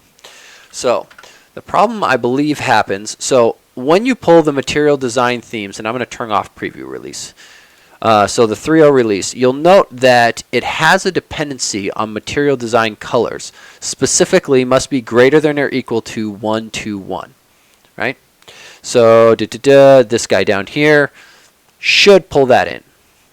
And I think there's a problem because even though these are the version numbers that are set on the NuGet package, the DLLs themselves do not have the correct versions. So we'll let this guy load up and I'll show you what I mean. So if we look at the properties on, hey, open. Don't think, just open. If we open up the properties, come on. Come on, I know properties exist. That's properties on that. Oh, come on, do you not show me the View an Object Explorer? Oh, come on. You are killing me. Killing me, Smalls. Killing me. Let's see. Material design themes. This guy here. Oh, this is just ridiculous. Let's see here. Let me go and find it real quick.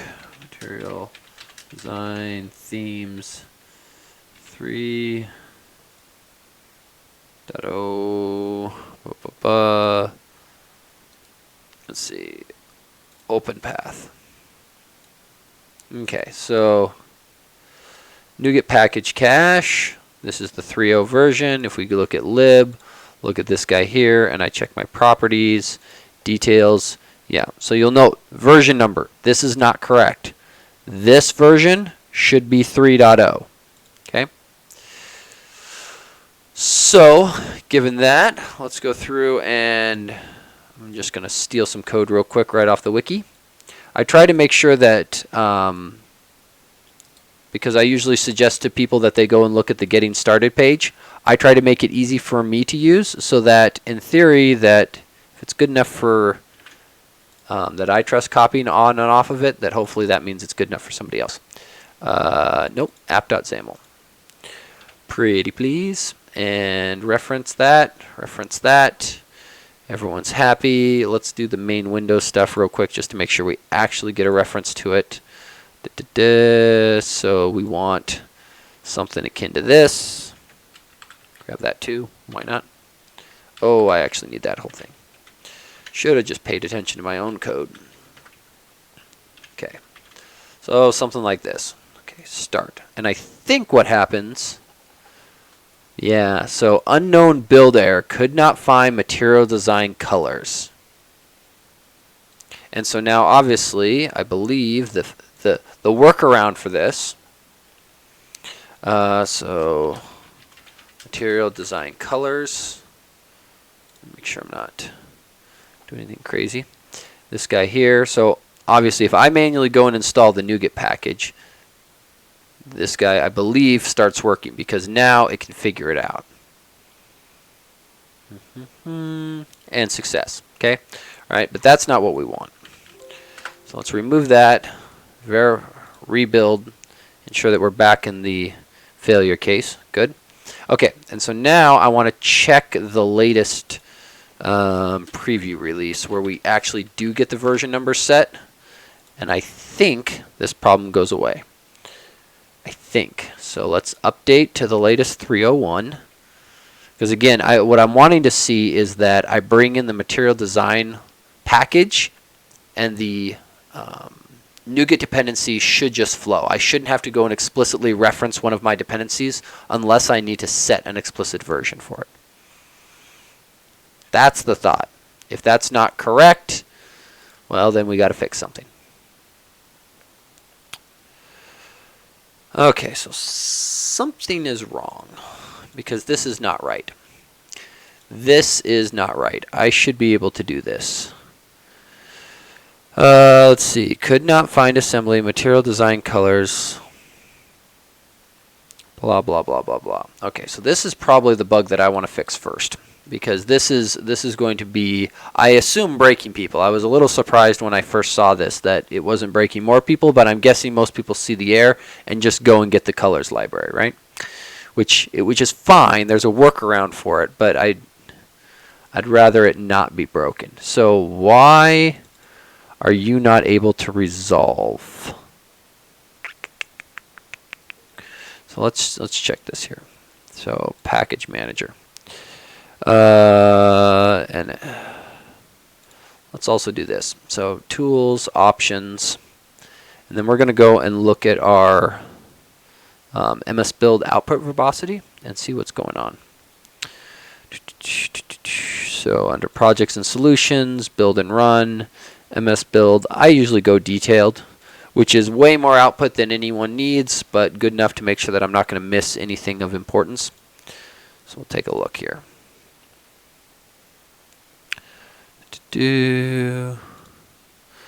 Okay, so MS Build error, this guy's failing out. Which one is it? Oh, so this is the XAML compile that's failing. Oh, that's interesting. That's very interesting. Okay, I want to try one more thing. Specifically, I want to load this up in a framework project and see if I get, I guess I can just do it right here. Add new project, because I'm wondering if there is a difference. Because there is a, let's see, WPF full framework. That's what I want. Yeah, sure, that looks great. Because there is a subtle difference between these two apps, right? So specifically, first of all, let's manage NuGet packages. Browse material design themes.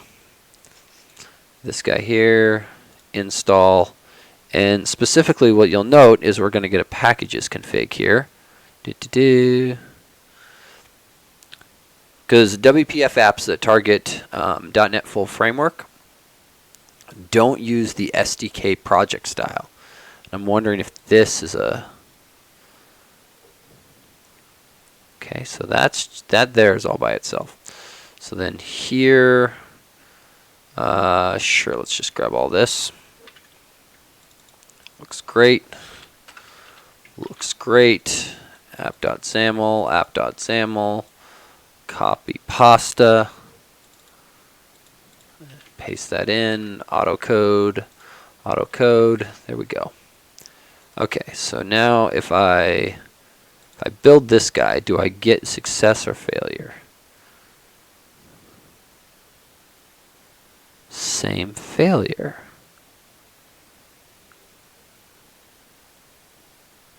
Huh? Okay. Something seems NuGet package explorer. Something seems weird with our NuGet package then. Something that I've clearly not fixed. Package from online feed. So for people who aren't familiar with this, NuGet package explorer, you can get it right off the Windows Store. Wonderful app. Great for debugging your NuGet package problems. Okay, so we're going to go ahead and open the latest version of it. This is going to be the 301 pre-release. Great, great, great, great, great. That's all happy. That's all happy. Unsupported version. That's interesting.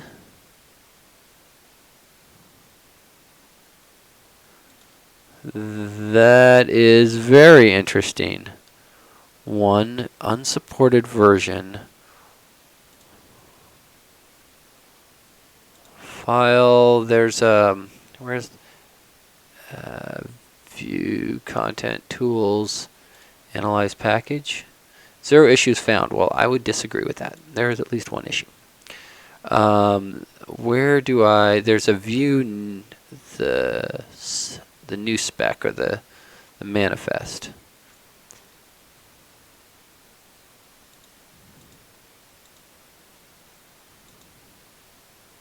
That's not what I want. Go back. So something is wrong with our new spec.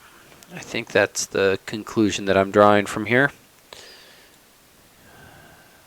Okay, so that's fine. I'm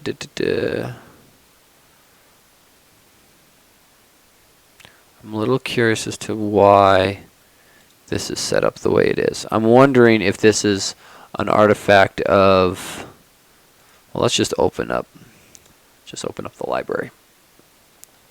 I'm wondering if there is a difference with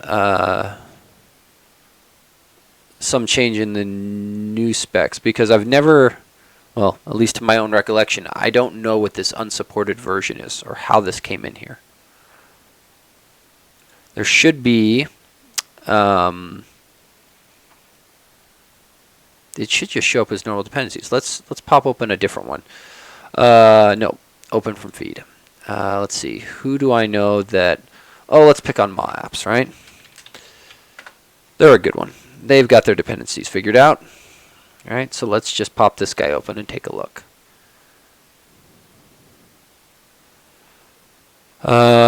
So they've got this set up here. Okay, so whatever they've done is what we want. Because this controls EX, this is clearly correct. Right, so at minimum, I know what I need to do. Oh boy, what did I break? What did I break?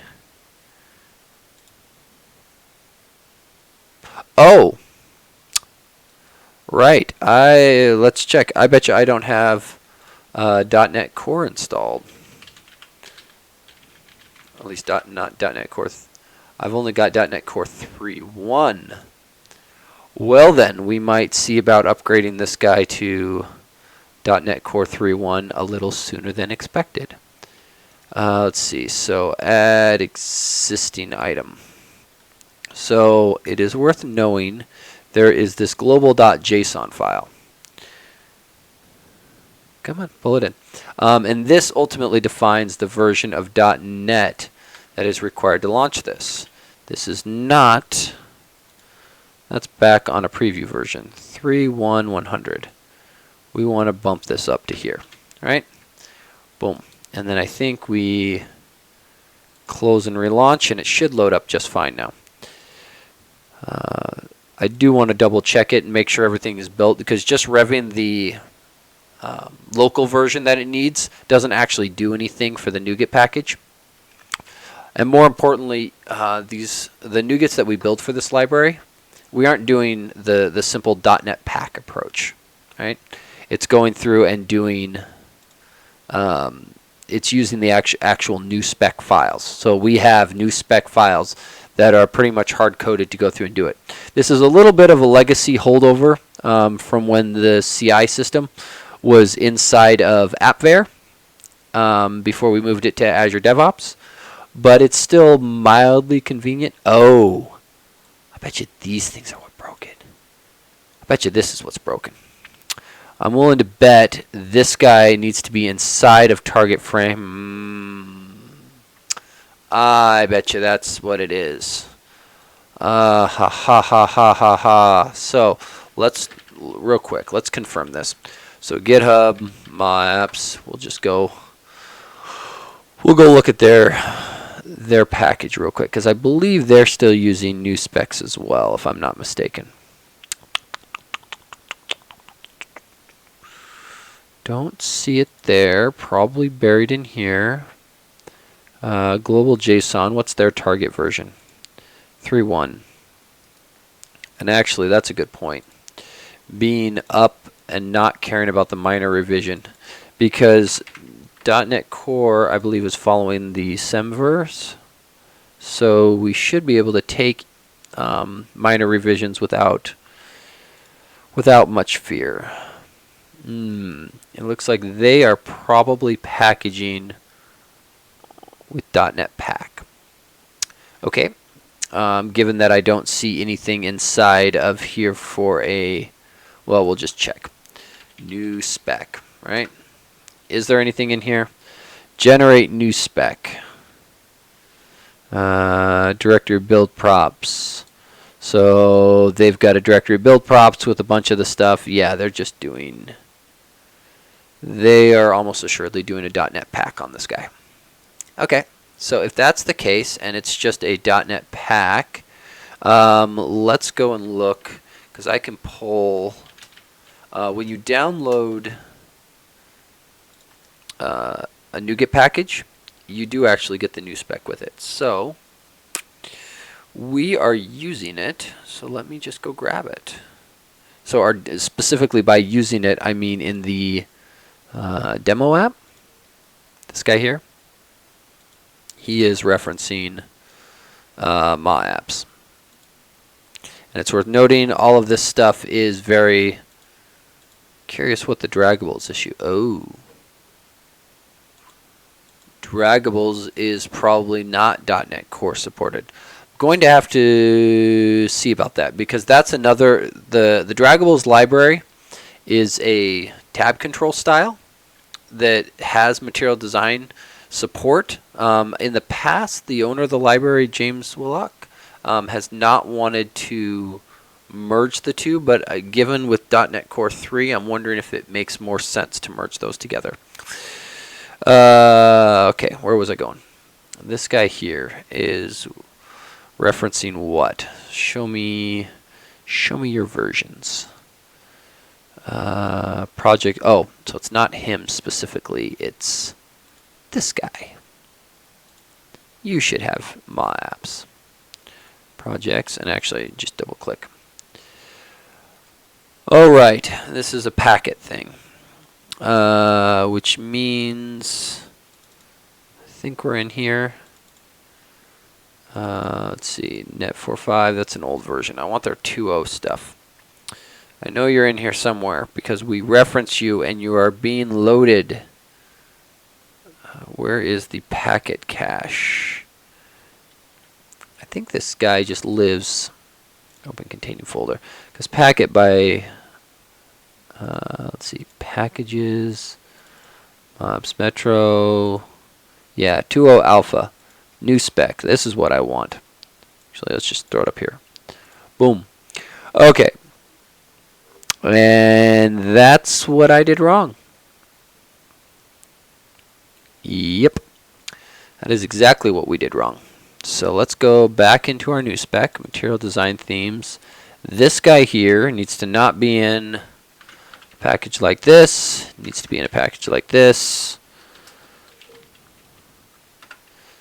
Group, boom. So there was two problems with the versioning of the package.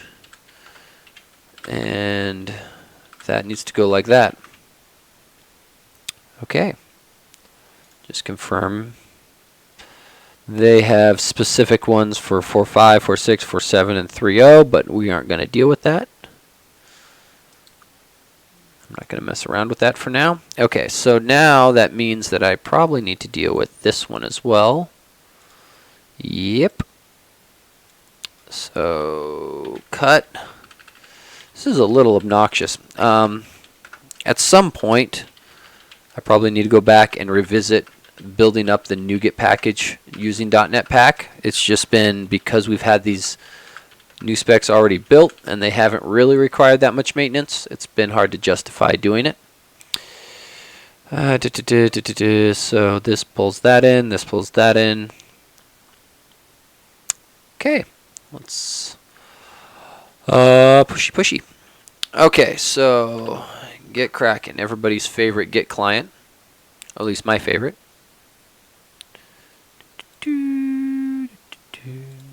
Where'd you go, Get cracking? Where'd you go? Come back. There you are. Okay, so let's close down a couple of these. Boom. So let's see here. So this computer's behind a little bit, so let's just pull up everything. Ooh, there's an icon update. Okay, so global.json, I think we're going to do these in multiple commits. So let's just do the new specs by themselves. What was the solution change? Unstage that. We don't want it. So we want this change here to bring colors inside of this. This change here to put the libraries inside of the corresponding targets. The last thing I want to check, I don't think colors has any dependencies. Yeah, so go ahead and reload. Guessing something from that pull modified the solution file. There is very likely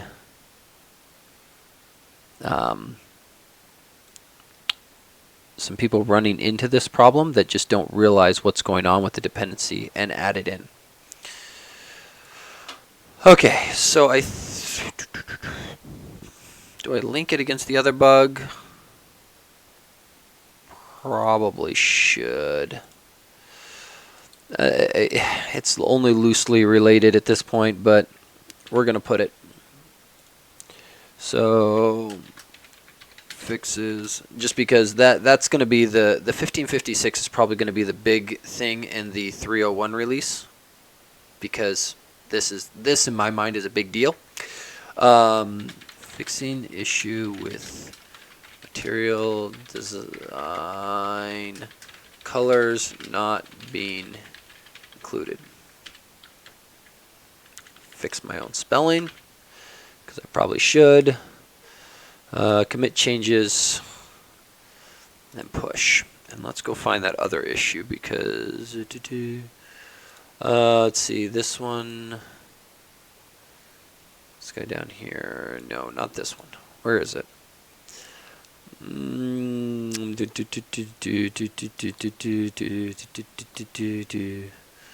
So this one down here. So this is actually updating it to 3.1.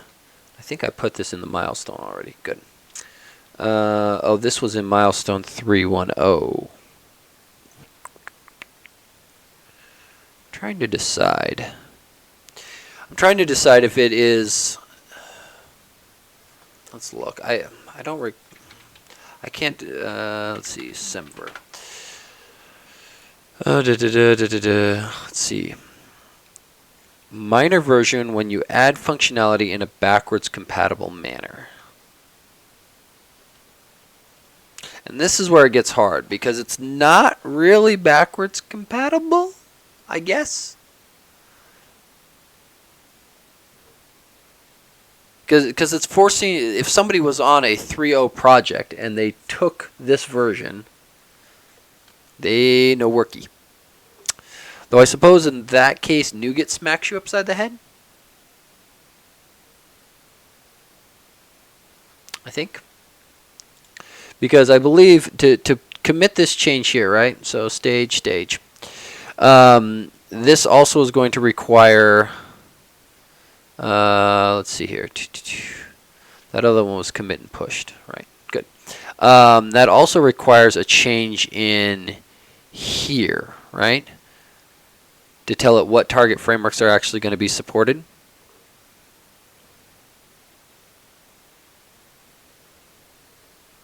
I suppose we could multi-target. If we do that, then it's not actually a breaking change at all. It's, ugh. Do I really want to bite that off? Do I really want to bite that off? Because that means I'm doing this now, right?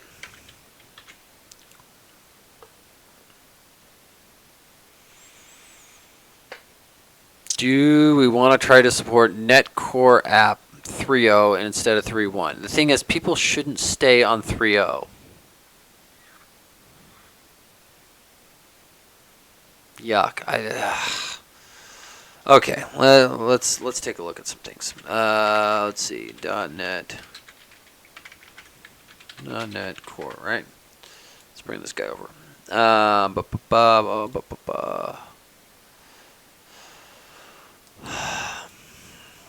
Because it really is a tough call of, do you force everyone to go and update to .NET Core 3.1?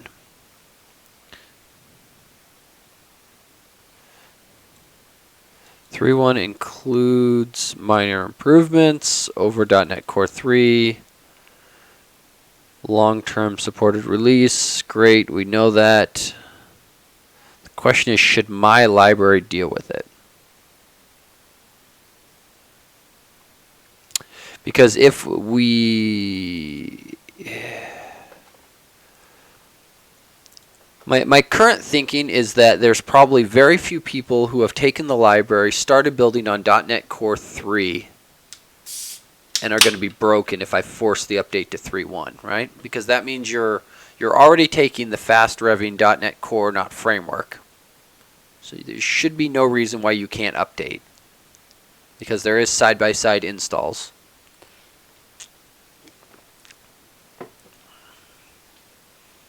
I think I violate semver and just put this in the 3.01 release. Or do I wait? Do I wait? I think for now I'm going to wait. But let's do the work and put it in a branch, because that, and then we can think about this and figure out exactly when we want to merge this, or if we want to leave 3.0 support, because that's going to be the really hard one. If I do this, I'm effectively killing the 3.0 support that we literally just added. And then the question is, does that matter? Does it matter? I can't decide if it does or if it doesn't. Let's see here. So that goes there. This goes there. That bumps, that bumps. That's the new specs. This guy goes to 3.1. This guy goes to 3.1. I mean, the library still supports .NET 4.5, which is fairly old. I'm not even sure if that's still in support at this point. I think it might be 4.6. Should probably check that at some point and verify. So this guy here is there. That's fine. This probably needs to update as well on all the unit test projects. I don't think it's explicitly needed, but no point in unit test projects lagging behind. This guy here revs up to 3.1. Same with this guy here. And away we go. Let's see here. There's nothing fancy I need to deal with over here, is there? Don't think so. I think we're good. I think we're good on all of those fronts. So, let's see here. So let's create a new branch. Create branch here, and what was our issue number? This isn't the page I want. Close. Let's see, there. This guy, so 1560. Let's see.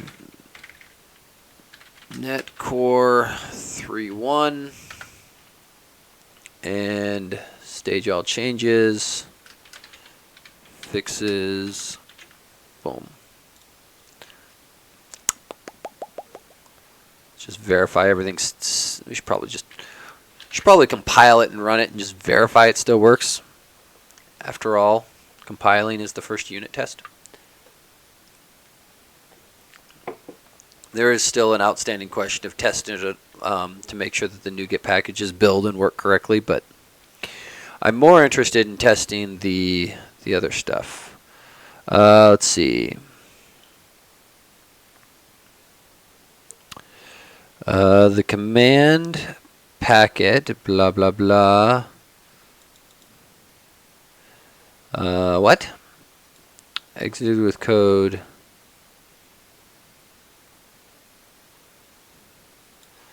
And we detected a change. I think we might just need to restart this. Let's see, too many Visual Studios open. Close, close. By default, Visual Studio will keep MS Build processes running just so that it doesn't have to start them every time you go and hit compile. Unfortunately, that can cause issues if you're using Packet, because Packet gets loaded by one of those long-running MS Build processes, and so if it loads up DLLs, it can lose its mind. We'll just check this, but I suspect that might have been the problem. Pin that for me real quick, would you? Great. And build.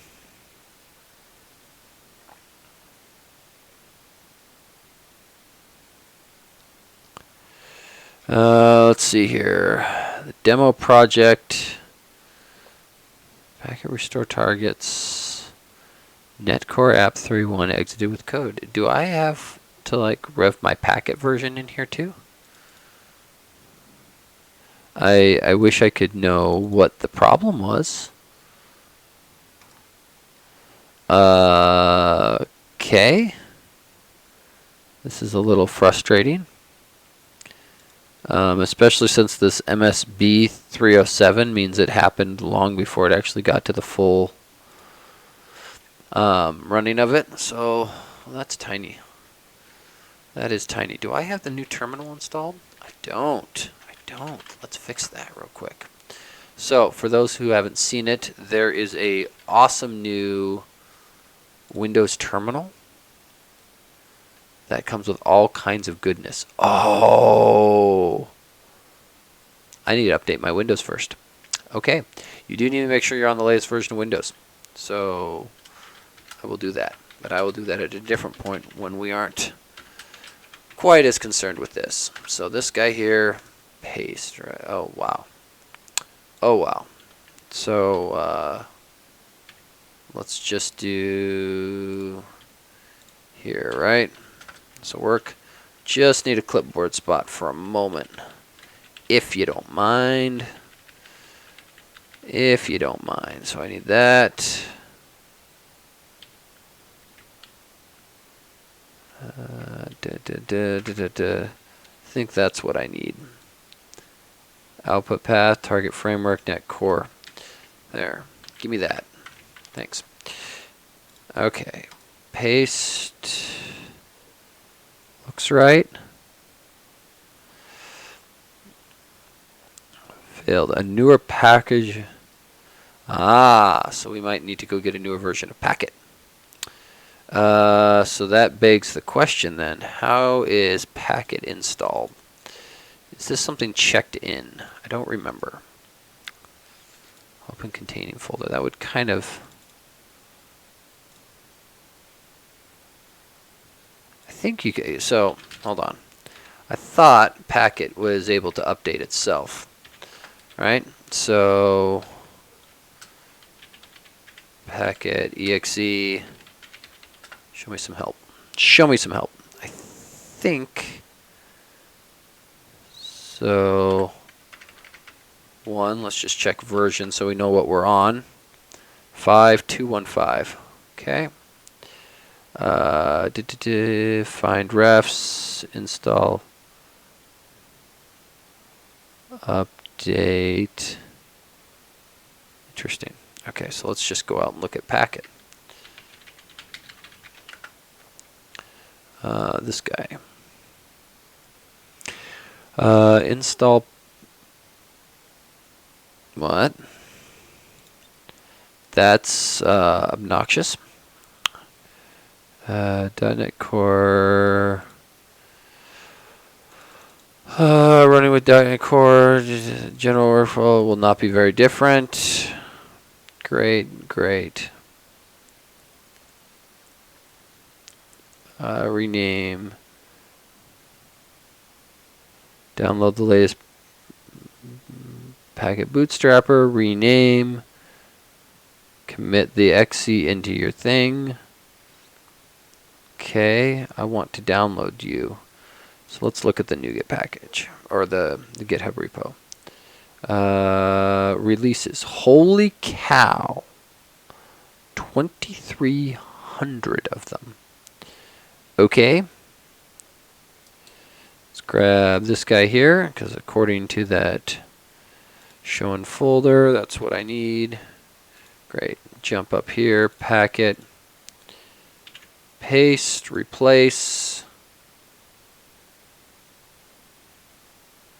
That is a significant size difference. Let's see. So what did this say to do? Download the latest packet bootstrapper exe into that directory. Rename it.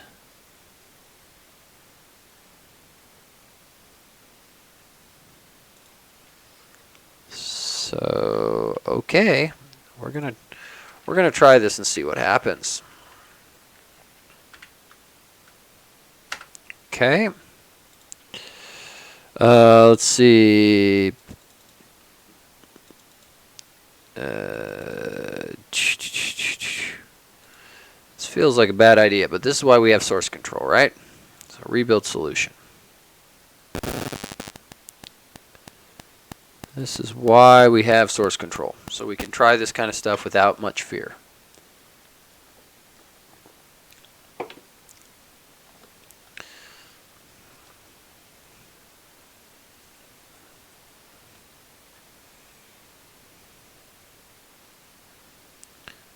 Well, it's definitely running longer than it did, but I also hit rebuild, so that could be the clean on top of it.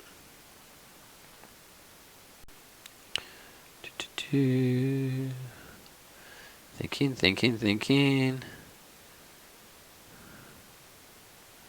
Okay, so now we got a very different problem. Build XAML dictionary task. We got all kinds of weird errors. This is not. This feels like a close and relaunch again problem.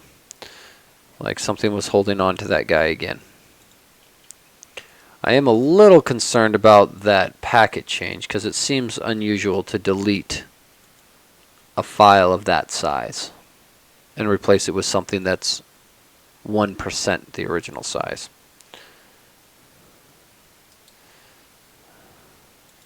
It is also bothering me that these things are 404ing.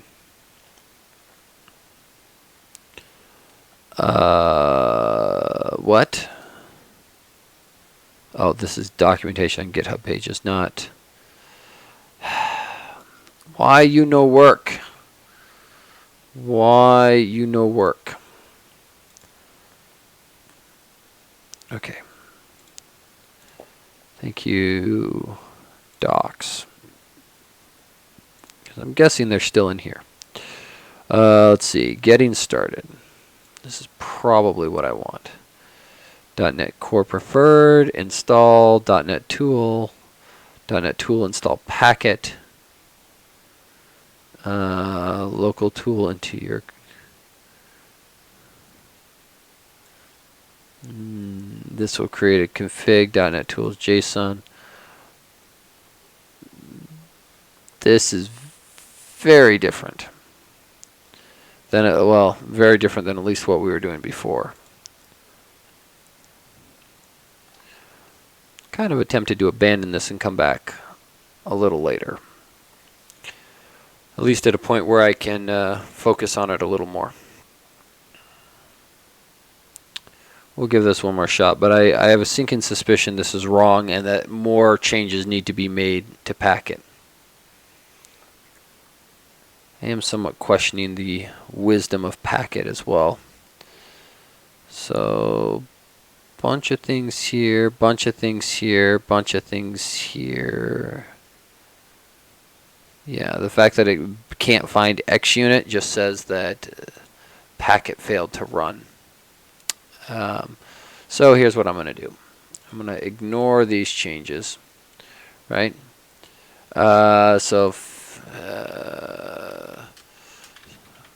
Still need packet updates to work.